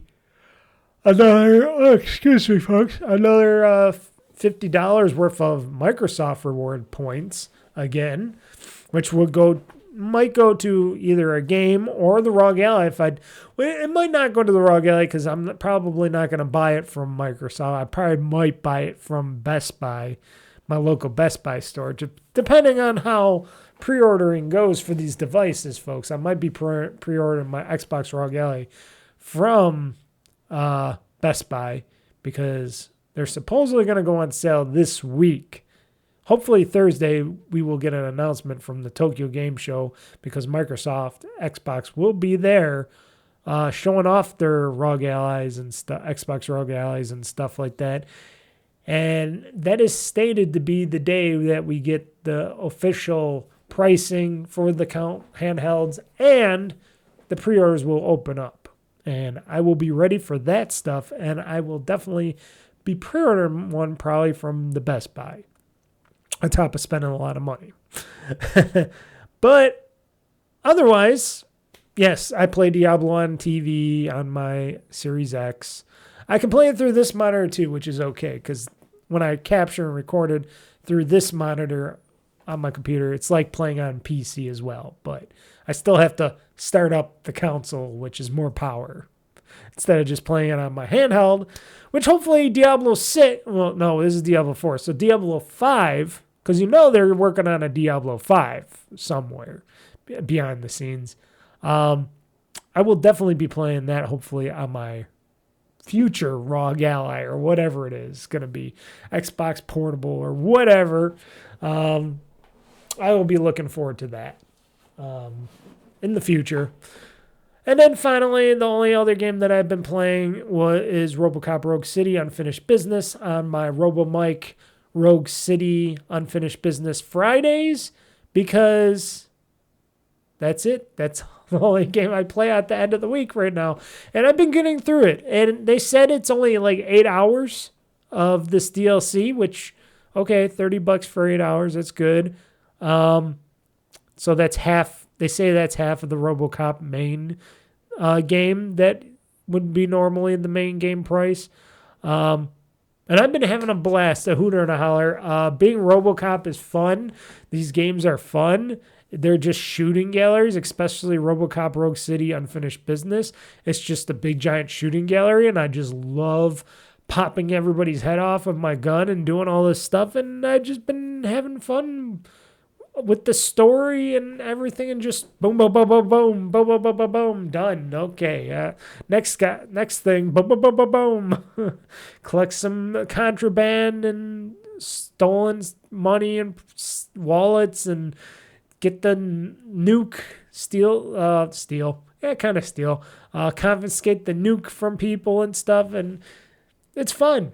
It's RoboCop. It's a game, and they did a very good job making this game, and I have to say, I would like to see another RoboCop game in the future from these people. That would be good. They did a very good job on RoboCop. They made me like RoboCop. They made me I wasn't a big RoboCop guy, but now I'm a decent RoboCop guy thanks to RoboCop Rogue City. They got me into being a RoboCop guy. Crazy. But those were the games that I played in the past week. Like I said, I hope to play more this week. Like I said, there's a lot of games I want to play. I still got to finish up, which I might also do tomorrow. I want to finish up Gears of War. Play that. I should have played some of that tonight on a stream, not a stream, but with my buddies online, but I haven't done that yet. I never get seen. That's another thing about me. I'm not a big online gamer, so I never get online at good times to play online with friends and people. So you never see me play like Gears of War Online. I want to get back into Gears of War Online because I feel like I could do well in that and have more fun in that. I just gotta get myself worked up to it. Probably not, but that's just me. I'm just bad at joining up online games. I play games solo. I've been doing that for the longest time, and it's been working out for me. What can I say? I play a lot of my games, so I don't really play online with others. Even with friends, I got friends that want to play Gears of War Online or World War Z or whatever, and I'm just like, yeah, I got it all, but I just don't find the time to just sit down, load up an online session, and just get in there. I don't even know where my headsets are. I don't even know if my Bluetooth headsets work with anything, and it's just like, too much for me. Too much. It's simpler to just play a game by myself. More sad, soulless talk from yours truly, Mr. Mike. I am truly an old freaky gamer here. So why don't we get into the games news that is the games news of the rest of this show, shall we? So I can end this lifeless existence that I have of talking to myself. Oh boy. I want to get into play some games before I go to bed today. Even though I am feeling a little bit tired now, but I think I'm going to I was going to go outside today, but I don't think that's happening. I don't know. I think I'm just too tired to just sit outside, and I'm going to watch a show or whatever, stream, movie, whatever, in my living room. I'm going to pop on. Maybe I'll play some Gears of War. I'm probably going to end up playing Minecraft. I'll play some Minecraft, relax, go to bed, wake up early tomorrow, play some games, have some fun, edit this podcast, upload this podcast, get the actual schedule up and running and put it up for you guys. That's what I'm thinking of doing on Sunday, but mostly playing games on Sunday. That is going to be a Sunday of gaming. It's going to be my holy Sunday of gaming, folks. So I'm going to take another swig of this stuff to clear my throat, and then I'm going to start up this game's news music right here. Locked and loaded, ready for the fight. Game talk news, gonna set the stage alight. Mr. Mike's got the scoop, he ain't holding back. Dropping bombs on the gaming industry track. Hear the thunder, feel the roar. Game talk news, gonna settle the score. From E3 to PAX, they got it all. The highs and lows, ready to brawl.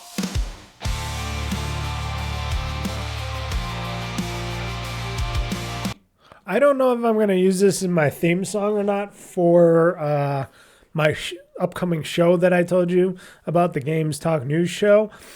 I'm thinking I might do something new and different with that, but I don't know yet. Like I said, this is just going to be early stages. Like I said, when I will hopefully start this up next week, I will just do it raw and dirty. It's going to be raw and dirty. And like I said, it's going to be spontaneous. It's not going to be in the schedule. So I'm not going to schedule this Games Talk News shows. They're just going to pop up randomly throughout the week whenever there's like enough talk about games going on that's worth me posting up a video talking about the latest in games and games news. You know what I mean?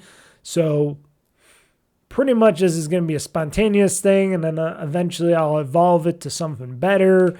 And yeah, so like I said, this is the final, as I can see it, final. It could always come back, but this is basically going to be the final Games Talk News part of this podcast. So without this, you will have down to an hour and 31-minute podcast, basically.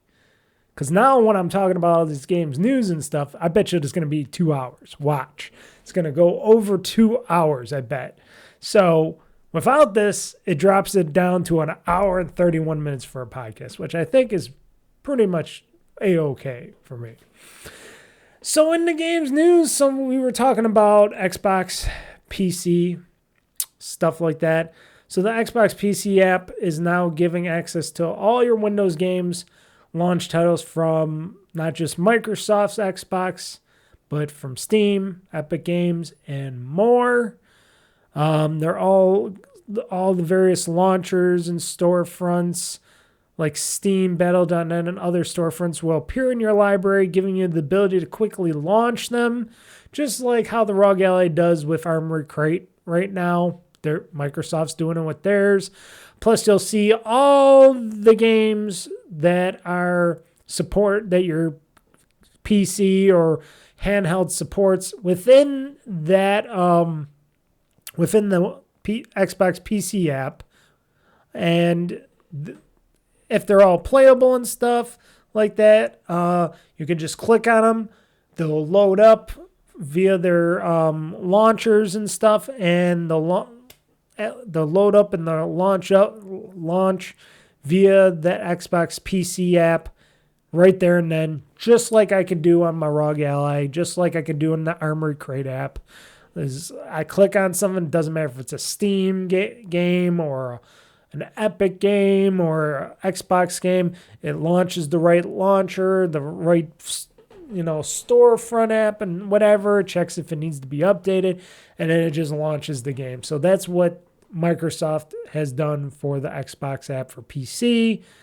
And that's what's going to go forward, because remember, they're trying to make this a lot better, and they're trying to bring in everybody's storefronts and from third parties apps and stuff together, so that it's an easy and convenient way for you to launch all your games on this one system, because they're making it all available for you on future PCs and, of course, the ROG Xbox Ally, as they say here, or I say Xbox ROG Ally.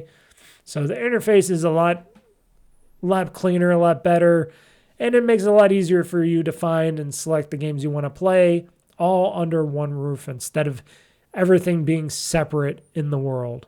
No longer will you have to go searching through various apps and stuff and sign into various things. You can do it all there in one hub. And that's a great way to game. That's a great way to do anything. It doesn't matter where it's coming from. You should be able to click and play it right there. So Microsoft's doing that.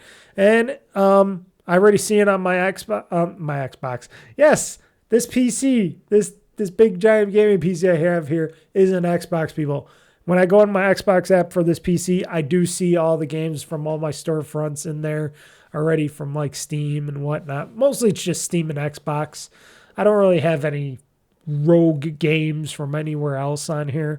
So, but I do see all my Steam games and stuff that I own. So it does do it, and it does it pretty well. So there you got that. And of course, I was talking about this before, many times before, and this has come up from a news article from Windows Central stating the same thing, which people have been talking about, that Microsoft's next big gaming challenge going forward is to get these AAA publishers to actually support the Xbox Play Anywhere initiative, meaning they got to actually have their games not just on Xbox proper, but they got to get it into the Xbox PC side of the storefront. They got to let people be able to play these games via the cloud, stuff like that. And a lot of them are not jumping on board because of companies. All companies want to make a lot of money, and the way to make more money, which they all understand, is, well, we want to just have this game sold on everything, and then we want to make money on everything. But here's the thing. They do not offer a lot of their games on the Xbox for PC store. That, to me, would probably help it a lot better if I can get, like I said, I can't get Borderlands 4 on my Xbox for PC store. Why? It's being sold on the Xbox gaming store for Xbox, the console, and I can play Borderlands 4 streamed via the Xbox stream game thing, but they do not offer it for the PC side of the store, but they do offer it on Steam and stuff and other places. So I'm wondering why, and I'm wondering why they choose that route, because if they want my money, and like I said, they would have totally got my, Randy, you would have totally got my money. Take two. You would have totally got my money, my $80, if you would have, or $70. Sorry, it's $70. I don't want to go 80. That's Nintendo territory. They would have definitely got my $70 for Borderlands 4 ASAP if it was on the Xbox for PC storefront, which it isn't, because I checked many, many times, and it's not on there. And it's stupid and it's sad, and Microsoft's got to figure out a way to change that. That's a big thing. If they can provide if they can get these people on, like you got mostly Take-Two, you got the Rockstar, which is under Take-Two. If you could get frickin' third parties like EA and Ubisoft to be able to provide their games in the Xbox storefront, PC storefront, not just their own PC storefronts like the EA store PC storefront or the Ubisoft store PC store, which I do not want. I don't want the Ubi app. I don't want the EA app. I want to be able to buy those games off my PC for Xbox store. And I'm pretty sure and I think they still say I still hear that storefront, the Xbox for PC storefront, is a lot cheaper to put your games on, and you still get a bigger cut from that store than most storefronts out there. I know they don't do that 30% thing like they do on an Xbox or a PlayStation, but it's like really cheap. It's even probably cheaper than Steam, I think, goes, because Steam is like 30%, right? So I hear that if you post your game on Xbox for PC, it is you get a lot more money back from your sales. So I don't understand why people aren't jumping into that thing. I do not know why. I don't know why. I don't understand why there's like this thing where people just don't want their games being sold everywhere. Don't you just want money? Don't these people just want to be able to put it out on everywhere and everything and say, yeah, let's put it on the Xbox side of this. And they're going to tell you, well, we need to support that. We need to support the Xbox for PC app. We got to support this thing and that thing and all that. Why? What's the big deal? You got your game. You wrote it in the PC code. You're only putting that game code onto those storefronts. And then when it needs updating, just put it to those storefront. I don't understand why they make it such a big deal. I can see if they're doing like updates for consoles and stuff, that takes time and money and some extra doing. But if you're just doing it for PC and you're updating it, you should be able to update all the store. So the Xbox Play Anywhere is a bit, and the Xbox ROG Ally is coming soon. And I would hope that Microsoft and Xbox would get in better shape with a lot of these third-party AAA developers out there, including like EA's, Ubisoft, and Take-Two, and they can get these people to start putting a lot of these games on their PC storefront. They could, like I said, and Microsoft could do this. Xbox and Microsoft, you could do this, but you choose not to. Why? I do not know why, because you guys are not thinking really good business strategies over there, I'm guessing. I don't know. I don't know what goes behind the scenes. Maybe the corporate Microsoft just does not give a fuck. I don't know. I don't know what the fucking reason is. But they can do something like, hey, tout these people, say, hey, if you start putting your day one AAA games titles on the Xbox for PC store and offer to, they can say even this in offer, even if it's for like a limited time, or we'll pay you a little extra money or something. But if you can offer that as for cloud play at least or something, or if, like I said, if you want to keep the Xbox separate still from the game, but allow it to be sold on the Xbox for PC store side of things at least, and have the ability to play in the cloud via Xbox or PCs or something on top of it, we'll let you have your game. We'll only charge 15% for your game in our PC storefront. 15%. So you get a bigger chunk, and we'll help you advertise. We'll do all this other stuff they can say across platforms and Samsung TVs and all that.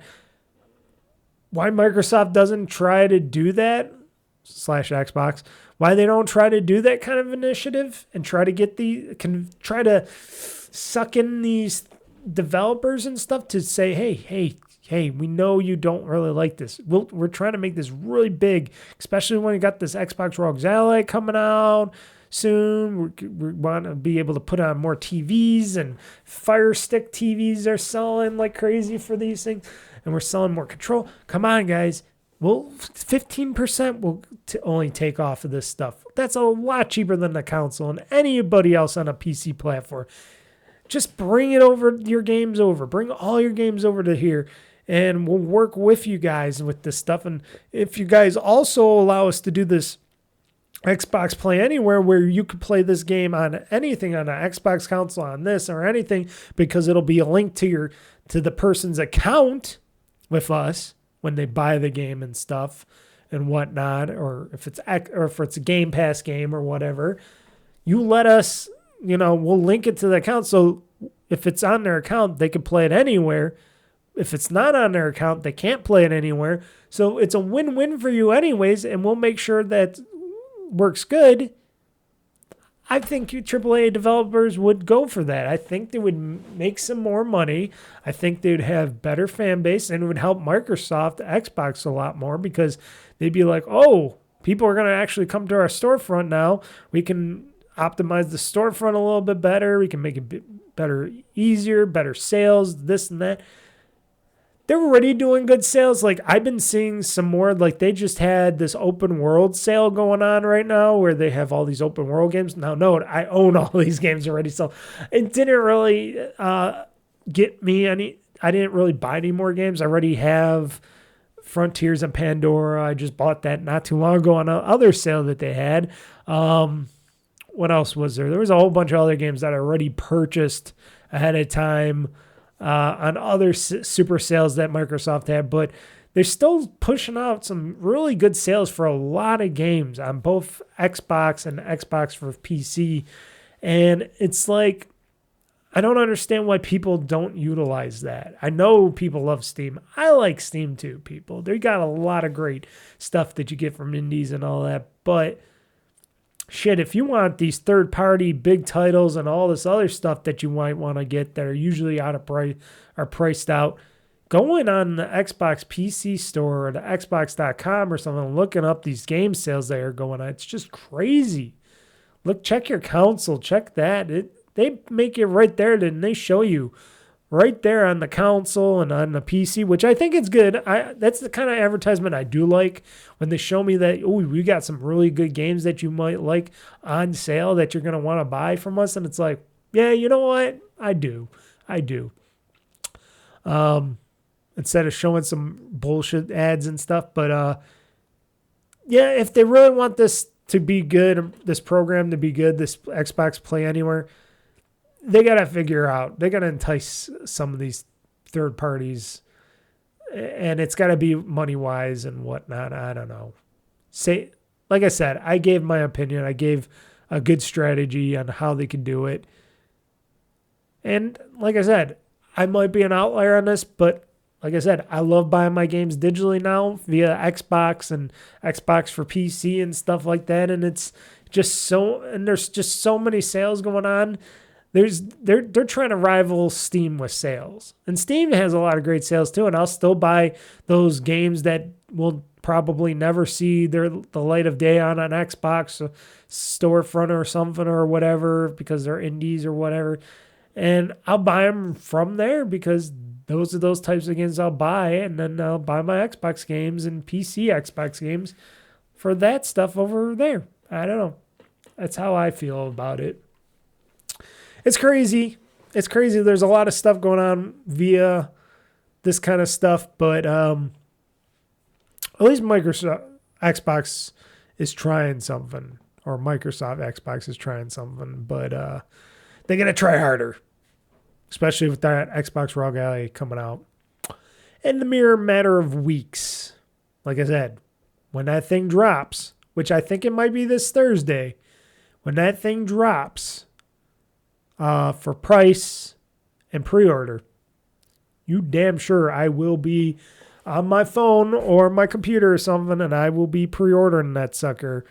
Probably, like I said, from Best Buy. Because like I said, if I could just get it from there and pick it up locally, it's probably a lot easier. I was going to get it from the Microsoft store because then I could use my points to purchase, put some money on it. But then I'm thinking, I want to get it right away. I don't want to wait for a FedEx or UPS guy to come to my house and blah, blah, blah, blah. You know how that is. So I will pick it up from the store. Plus, I'll probably spend $70 on a case because I got to get a special Xbox Rogue Ally case for this thing, because the regular Rogue Ally case I doubt is going to fit that. So, and then I got a potential maybe buyer for my Xbox Rogue Ally as well. So we'll see, because maybe I could get a bit of money from that as well going forward. So talking more of the bad stuff, which people are saying or complaining about. I'm not complaining because all my stuff is, except from one computer, is only Windows 10, but everything else is Windows 11 and stuff, or Linux. And the Windows 10 machine I got, my old server machine computer, I might put Linux on it. I'm thinking about it. So, you know, this October, coming up soon, Microsoft will be ending its support for Windows 10. And people are not happy because people are like, we don't want to buy new PCs. We can't upgrade to Windows 11. We don't want to buy new PCs. But Microsoft is tightening their belts on this stuff and trying to get people more unified with their operating systems and stuff, and trying to get the hardware systems up a little bit, and people to, you know, it's mostly because they want to help PC manufacturers sell more PCs and they can have more copies of Windows 11 out there and blah, blah, blah, blah, blah. And the more they can unify everything and more they can, sell new PCs and stuff, it just makes it better for everybody. So that's the main reason they're getting rid of Windows 10. Even though Windows 10 is a beautiful operating system, I've been enjoying Windows 11 now, especially because I have the little cheat thing here where I got my Charms bar back and all that stuff using that Win 11 app or something that you can purchase, and I have my Charms bar and everything back, and I make it look like Windows 10, but Windows 11 does run better. I know it's for a lot of stuff, so especially my dual monitor setup and stuff. So I'm not unhappy that I switched and updated my system to Windows 11. And then you got Windows 12 or something coming around the corner. Who knows when that's going to get announced, but maybe next year or whatever, blah, blah, blah. But Windows 10 is going to go away, and there's nothing that anybody's going to do about it, unless if you're a corporation, you're willing to pay up the ass to keep supporting it for a little bit longer. But other people are already following suit. NVIDIA says they're going to stop supporting Windows 10 when it goes out of service, and they're going to stop supporting the Windows 10 drivers and stuff for their NVIDIA products. So there's one big thing right there. And Steam, Valve Steam says it has confirmed Steam will be dropping support for at least 32-bit versions of Windows 10 operating system. The company stated that Windows 10 32-bit is used by just only 0.01% of users. That probably makes some sense because usually everybody has at least a 64-bit version. Sparking the change, Windows 10 64-bit will still be supported, and 32-bit games will still run on a 64-bit, of course. As of January 1st, 2026, Steam will stop supporting systems running 32-bit versions of Windows. Valve explained in an update post, which I'm surprised they just didn't do that before, but okay.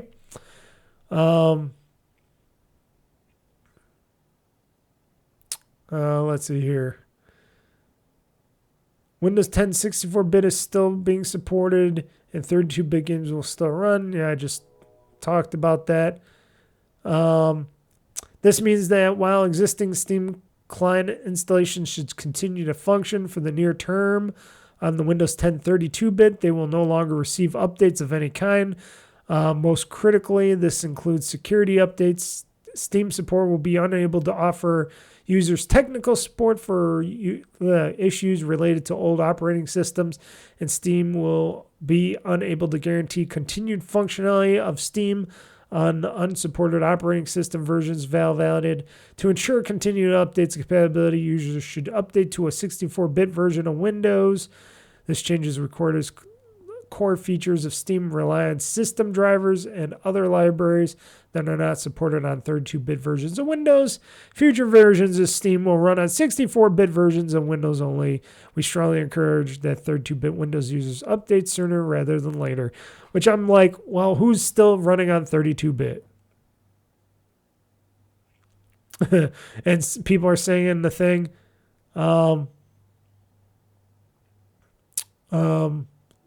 and most people are saying, yeah, who's running 64-bit now?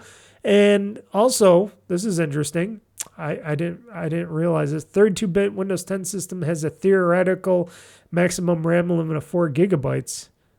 I did not know that. But yeah, stuff like that, folks. Yeah, Windows 10, I loved it. It's gone. I loved Windows 7 as well. I kept Windows 7 as long as I could.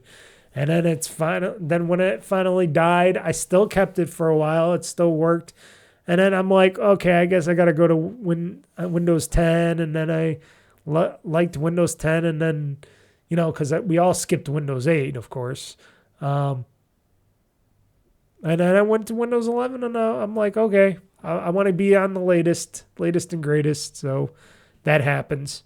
But yeah, Windows 10 is going away, if you like it or not. And I know a lot of people hate that, and I know a lot of people don't want to upgrade to a new PC or anything, but hey, like they said, you can always put Linux on your systems. If you don't want that, just get a new system. Get one of those mini PCs like I told you and get Windows 11 on those. And then you can keep your old system for other stuff, you know? At least until it doesn't work anymore, you know? So things like that. The Legion Go 2's high price draws backlash. Lenovo's response isn't helping. The fully loaded Legion Go 2 handheld will cost as much as a gaming laptop, but without the discrete GPU. As of stuff like the Steam Deck that they like to compare it to is only $400. That's one of its most appealing aspects. The new Lenovo Legion Go 2 starts at $1,050 and goes up to a whopping $1,350 if you really want to max its specs out. But people are complaining about that, of the high price tag, and doesn't have a dedicated GPU in there, and Lenovo Legion 2 Go is expensive because of its high-performance processor, OLED display, detachable controllers, and ergonomic design that makes it so powerful, replied a representative. Therefore, the Lenovo Legion Go 2 targets enthusiast gamers who are willing to invest in their hobbies. They value customizing their own hardware and building their own setups, and they choose such hardware even if it's expensive. So it's basically the Randy Pitchford thing, and everybody's going crazy and saying, what the fuck, Lenovo? I forgot it.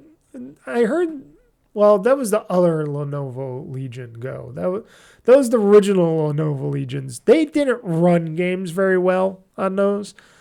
These might, because these use the new AMD, the AMD chipset in them, the AMD Z2 Extreme processors in these. And they also have like 64 gigs of RAM in them and stuff like that. So the RAM in general, that's 64 gigs of RAM in that sucker. That probably is one of those reasons why it would be very expensive. The system is more expensive because you're getting a big chunk of RAM in this sucker, which I like. It's even going to have more RAM. It has more RAM than the Asus or the Xbox ROG Ally and the Asus ROG Ally X, which I think is 24 gigs of RAM. 64 gigs is good. If I was able, if the Xbox ROG Ally and the ROG Ally in general offered like more RAM in it, like if you could buy a 32 gig RAM version or a 64 gig RAM version or something like that, I would definitely opt to get into one of those myself because I'm crazy like that. I would pay the extra high price tag for more RAM in those systems because they share the video memory. They're the memory for the system and the video memory for the SoC on the chip share that RAM together. So the more high-end RAM I have in my system, the better my applications, and games run. So yes, I can understand why this Lenovo Legion Go 2 is super, super expensive.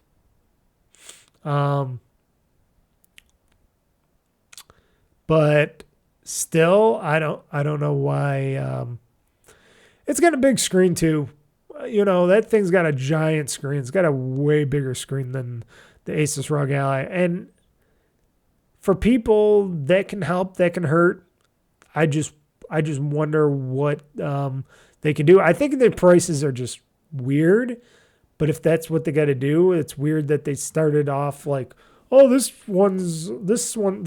Lenovo Legion Go 2 starts at $1,050. That's a weird price point to start it off at. They could have did a better price point. They could have did $999.99 or something. I know they probably wanted that extra $50 and stuff, but still, $999.99, it seems like a better pricing point because it tricks customers into thinking that it's expensive, but it's still a good, decent expensive. because excuse me for the yawning, because people don't understand pricing very well out there, and you can trick them with that. And then you got the highest end one going at 1,350. They could have just did 1,399 or 1,299.99 or something for the high end one, and people would be like, okay, this is very more expensive, but it's coming with all this extra stuff, right? More drive space, memory, blah blah blah, whatever. So I don't know, but it doesn't help when the representatives at Lenovo are saying, yeah, you know, this is a premium product for a premium person that can afford it. And remember, this type of hobby is expensive, which I say all the time, folks. Gaming is a hobby. Right now is the most expensive hobby you could be in. Well, okay. Extending that, it's one of the most expensive hobbies you can be in. There can be a lot more expensive hobbies, like bone owning, plane flying, stuff like that. Those are very expensive hobbies, but this is getting to be a very expensive hobby, you know, for people, normies like me and you. This is expensive. So, yes, very expensive. Oh, and I'm at the 2-hour mark, just to let you guys know. Just to say, I just hit the 2-hour mark. So, yes. I don't know. I think if, like I said, like I've been hearing the price points like the $549.99 and $899 or whatever it is for the Xbox ROG Allies. Those seem like decent prices. Everybody's been surprised. All these rumors of those prices and all these gaming news sites going, oh, if those are the true prices of the Xbox ROG Allies, those are expensive, but they're reasonable expensive. When they're saying that's a reasonable price for those things and a reasonable expensive price for those things, I gotta agree with them, because I'm like, yeah. And you're gonna undercut Lenovo by a lot, and these things are gonna play just as good or even better depending on what that is, because, you know, the screens are different on these things. They're not gonna be as bulky and heavy, and sure, they're not gonna have as much RAM and stuff, but they got their sweet spots, and they definitely are going to have the Xbox app on them first. And then Lenovo is going to eventually get that updated to the next generation Xbox app on their systems. So Asus is going to have a leg up. So is Microsoft proper for Xbox, these Xbox handhelds. And like I said, hopefully we're all right on that. Because still no peeps until Thursday probably. That's when we'll hear about this stuff. Rockstar states that GTA 6 will be the largest game launch in history for millions of players worldwide. I'm hoping it's not going to be the most expensive. The company's claim, which few are likely to argue with, was published as part of a job advertisement viewable via Rockstar's website. In it, the developer states it is seeking a lead software engineer to ensure everything goes smoothly when GTA 6 finally arrives next year. So basically, they need someone to help support it when it's going out the door. Rockstar's lucky candidate will work with some of the most talented people in the industry, the company stated, to help develop a data platform behind the upcoming behemoth.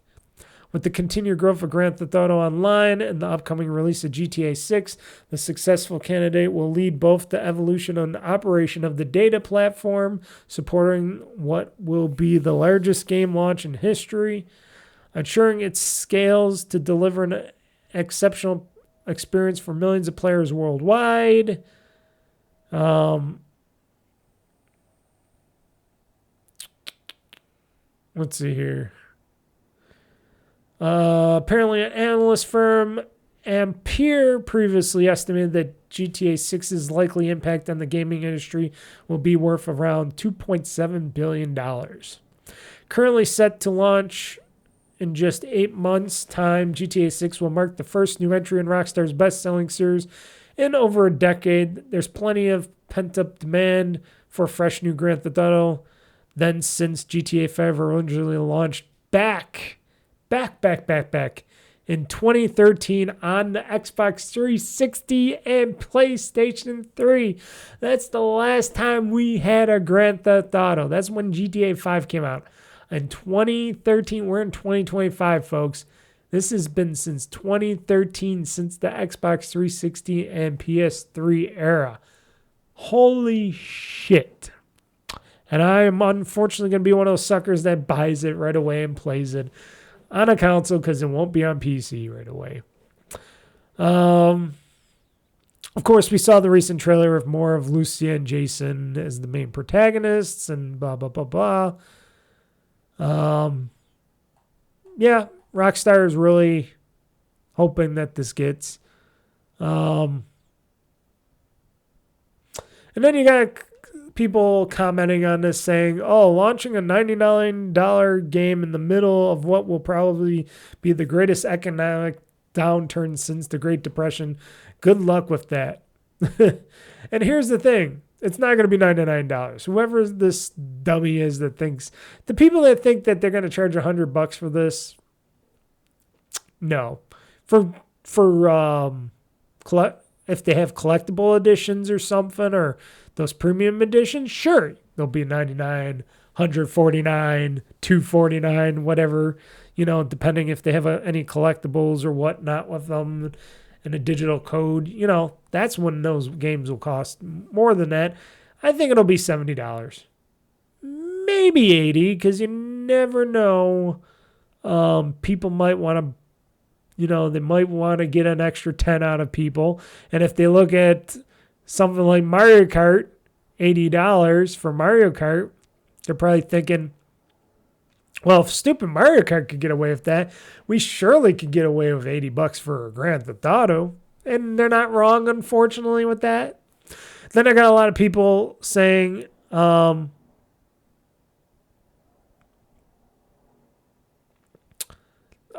they got a lot of people saying that that if there's no PC version, they're not going to buy it until the PC version comes out. They're going to be waiting a long time for that. There's a lot of stuff because it's Rockstar. They're very in their own ways, and Take-Two is going to let them be in their own ways because they print money for Take-Two. So that's what happens with that stuff. Like I said, we're almost there, folks. We're almost there. I don't know if they'll push it. They won't push it back again, but if they did, that would be people's heads would fall off their heads, I think, their arms and shoulders.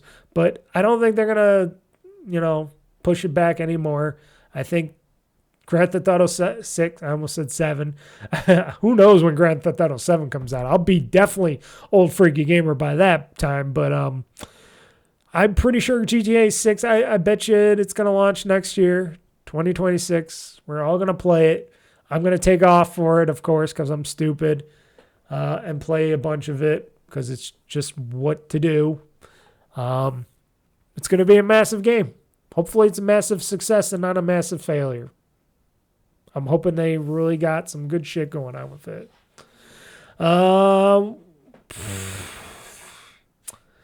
Let's see here. I am going to skip a bunch of news stories because I want to get out of here. So I'm going to cancel a few of these Nintendo-based ones. It was basically more Nintendo versus Pal World shit. Nintendo's patenting a lot of bullshit and trying to stick it to Pal World and stuff. And it's like, okay, I'm getting sick of this bully system. Like I said, I'm not particularly happy with Nintendo right now. Good reason why I don't have a Switch 2. Not the reason that I don't have a Switch 2. It's because, like I said, I'll wait for the OLED version and I will eventually get Switch 2. But I'm just like, okay, Nintendo, you got to stop being assholes. You've been such a decent company, and now you're biggest assholes out there, and you're nitpicking about everything. You're micro-diming everybody, and we understand that you got this Apple shell around you and stuff. Like I said, they're the Apple of the video game market. They can't do any wrong. Sheep will buy all their shit. They will make a ton of money, and they'll look good. for a long time because people can't control themselves. If not that many people bought the Switch 2 because of the price and stuff, or they didn't buy anything or they didn't buy any $80 Mario Kart Worlds, I'm pretty sure there would be a different story going forward with all that. I bet you there would be like, okay, Nintendo's like, okay, we know it's too expensive here. The console's going to be this price. Our games are going to be $70, not $80. We'll make sure nothing's $80. We'll keep them all at $70. Sorry. We'll keep Amiibos at $30 or $25. Okay. Don't keep buying from us, Stuff like that. Then they got the Sonic Racing Cross Worlds game. I'm looking at it right now. It's looking a lot better. Oh, they even got Minecraft in here. Huh, interesting. An Avatar, Teenage Mutant Ninja Turtles, SpongeBob. That's interesting. That's looking a lot better. This game is looking a lot better than Mario Kart World. And I heard people touting about that. Huh. Go figure. This does look pretty good. Because I'm looking at it now. It looks like Mario Kart, but a lot better. I'm surprised Nintendo don't try to sue Sega over this Sonic Racing because it's got a lot of stuff that is Mario Kart-esque to it. Anyways, Nintendo's just trying to be a bully, and they're trying to be Nintendo. They got the money, they got the power, they got the lawyers. That's all I got to say on that stuff. Cyberpunk 2077 sequel looks to set. Let me try to read this headline is really weird how they wrote it. Cyberpunk 2077 sequel looks set to include multiplayer years after Cyberpunk 2077 online mode was scrapped. You know what I got to say about that? And I'm not even going to read this article because I already know what I'm going to say about it. I think that's bullshit. I think they should just stay away from any online mode. I know it'd be pretty cool to have one, but I think they should just focus on the main game, get that really good, and then if they get the main game really good and then they got some time, then work on a multiplayer of Cyberpunk 2077, and then they could do their own GTA Online thing with that after. Unless if they're going to focus the next Cyberpunk 2077 as an always online type of a game, and then they can maybe utilize that with multiplayer on top of it. But they got to be very careful with that because the first game didn't come out as well out of the docks, even though I loved it. But still, I'm weary about game developers saying, oh, now we're going to put multiplayer in our next game. Okay. Because that's what people are looking forward to is more multiplayer games.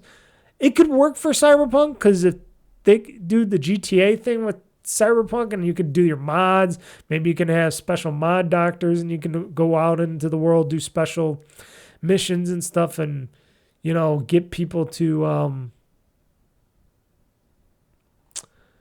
get back to, what should I say? Doing all that GTA stuff online with Cyberpunk and have the mods and the crap on your face.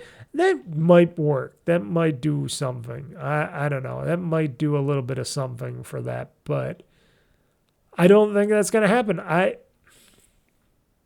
don't know. I don't feel like a Cyberpunk needs that stuff. I think the main game would do just fine. It would keep the developers focused on the game at hand. And then if by any chance it's really good and they get it out, then eventually bring in multiplayer. That's what I feel. Because it's going to be kind of hard to do a GTA or a GTA Online or a Fortnite. I don't know. What do you think, guys? Let me know in comments or at OldFreakyGamer@gmail.com. And this final news story, this is more of like a local news story here in Buffalo, New York here. And you're probably going to be wondering, why does this involve gaming? But it does, because if you know Micron, I know I do, because we have Micron down the street from me. they're planning. Micron's reportedly reveals a detailed site plan for a new New York fab. And in this November, they're clearing land for it. And they're going to make they're investing, I guess, roughly $2 billion in the United States manufacturing. And Micron has taken a major step toward building its new New York plant here. Apparently, the memory giant is submitting detailed plans to the town of Clay for its proposed chip-making complex, blah, blah, blah, blah, blah. Let's see here. The project is expected to relocate about 40% of Micron's chip production back to the United States, reducing the company's heavy reliance on Asian manufacturing facilities. So there you go, right there. So we're slowly bringing some stuff back here. Micron revealed that its first Idaho fab ID1 reached a major construction milestone in June. DRAM wafer production is scheduled to begin in the second half of 2027, followed by customer qualifications. So, Micron makes memory. They make really good memory. I got some Micron memory stuff somewhere. I think it's one of my M.2 drives or whatever. They make memory. They make hard drives, stuff like that. They make a lot of that stuff. And they're here. They're down the street from me. They got the one that's office down the street from me, Micron, and they do a lot of that stuff. And I got a lot of packages, like a lot of my hard drives, I guess, got sold through Micron to me from Amazon and stuff. I used to get a lot of hard drives through them, which is pretty cool. And I guess when I looked them up, they're really good company. And I hope they get bigger here, because when more memory and stuff is made here in America, folks, and not overseas and stuff, that might help our dependence on memory and chips and stuff. And maybe if more of that stuff gets more over here with chips and stuff, maybe those prices for your solid state memory in your future Xboxes and PlayStations and handhelds might go down. Especially if Micron is building more fabs and stuff here in the United States and in New York here and stuff like that. And that'd be pretty cool. That'd save us more money, and we'd have some good chips to utilize for that. Why not, So there you have it. That's all I got to say on that. That's all I got to say for the news. My voice sounds really crappy to me. I hope it doesn't sound as crappy to you. I'm just hearing it in my head right now. I'm like, like I was a smoker for all this time. That's what I get for talking too much. Anyways, that's all the games news. I hope it was fun. Like I said, I'm going to make it even more fun. When I do that show, when I start the first Games Talk News show, and it's going to be just all Games Talk News, I'm going to make it even more fun.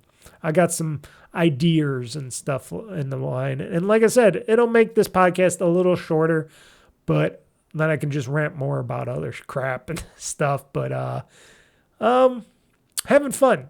So like I said, people, spread the word. Tell people about OldFreakyGamer and OldFreakyGamer.com. Tell them about OldFreakyGamer on YouTube and stuff like that. And tell them to subscribe and listen to the podcast. You can listen to it on every major podcast app. You can subscribe for free at OldFreakyGamer.com. And like I said, let me know. Because like I said, the comments are going to be open on all my new videos and stuff going forward.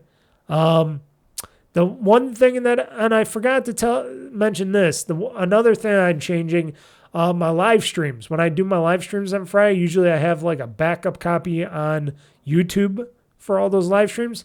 That's going to be no longer the case.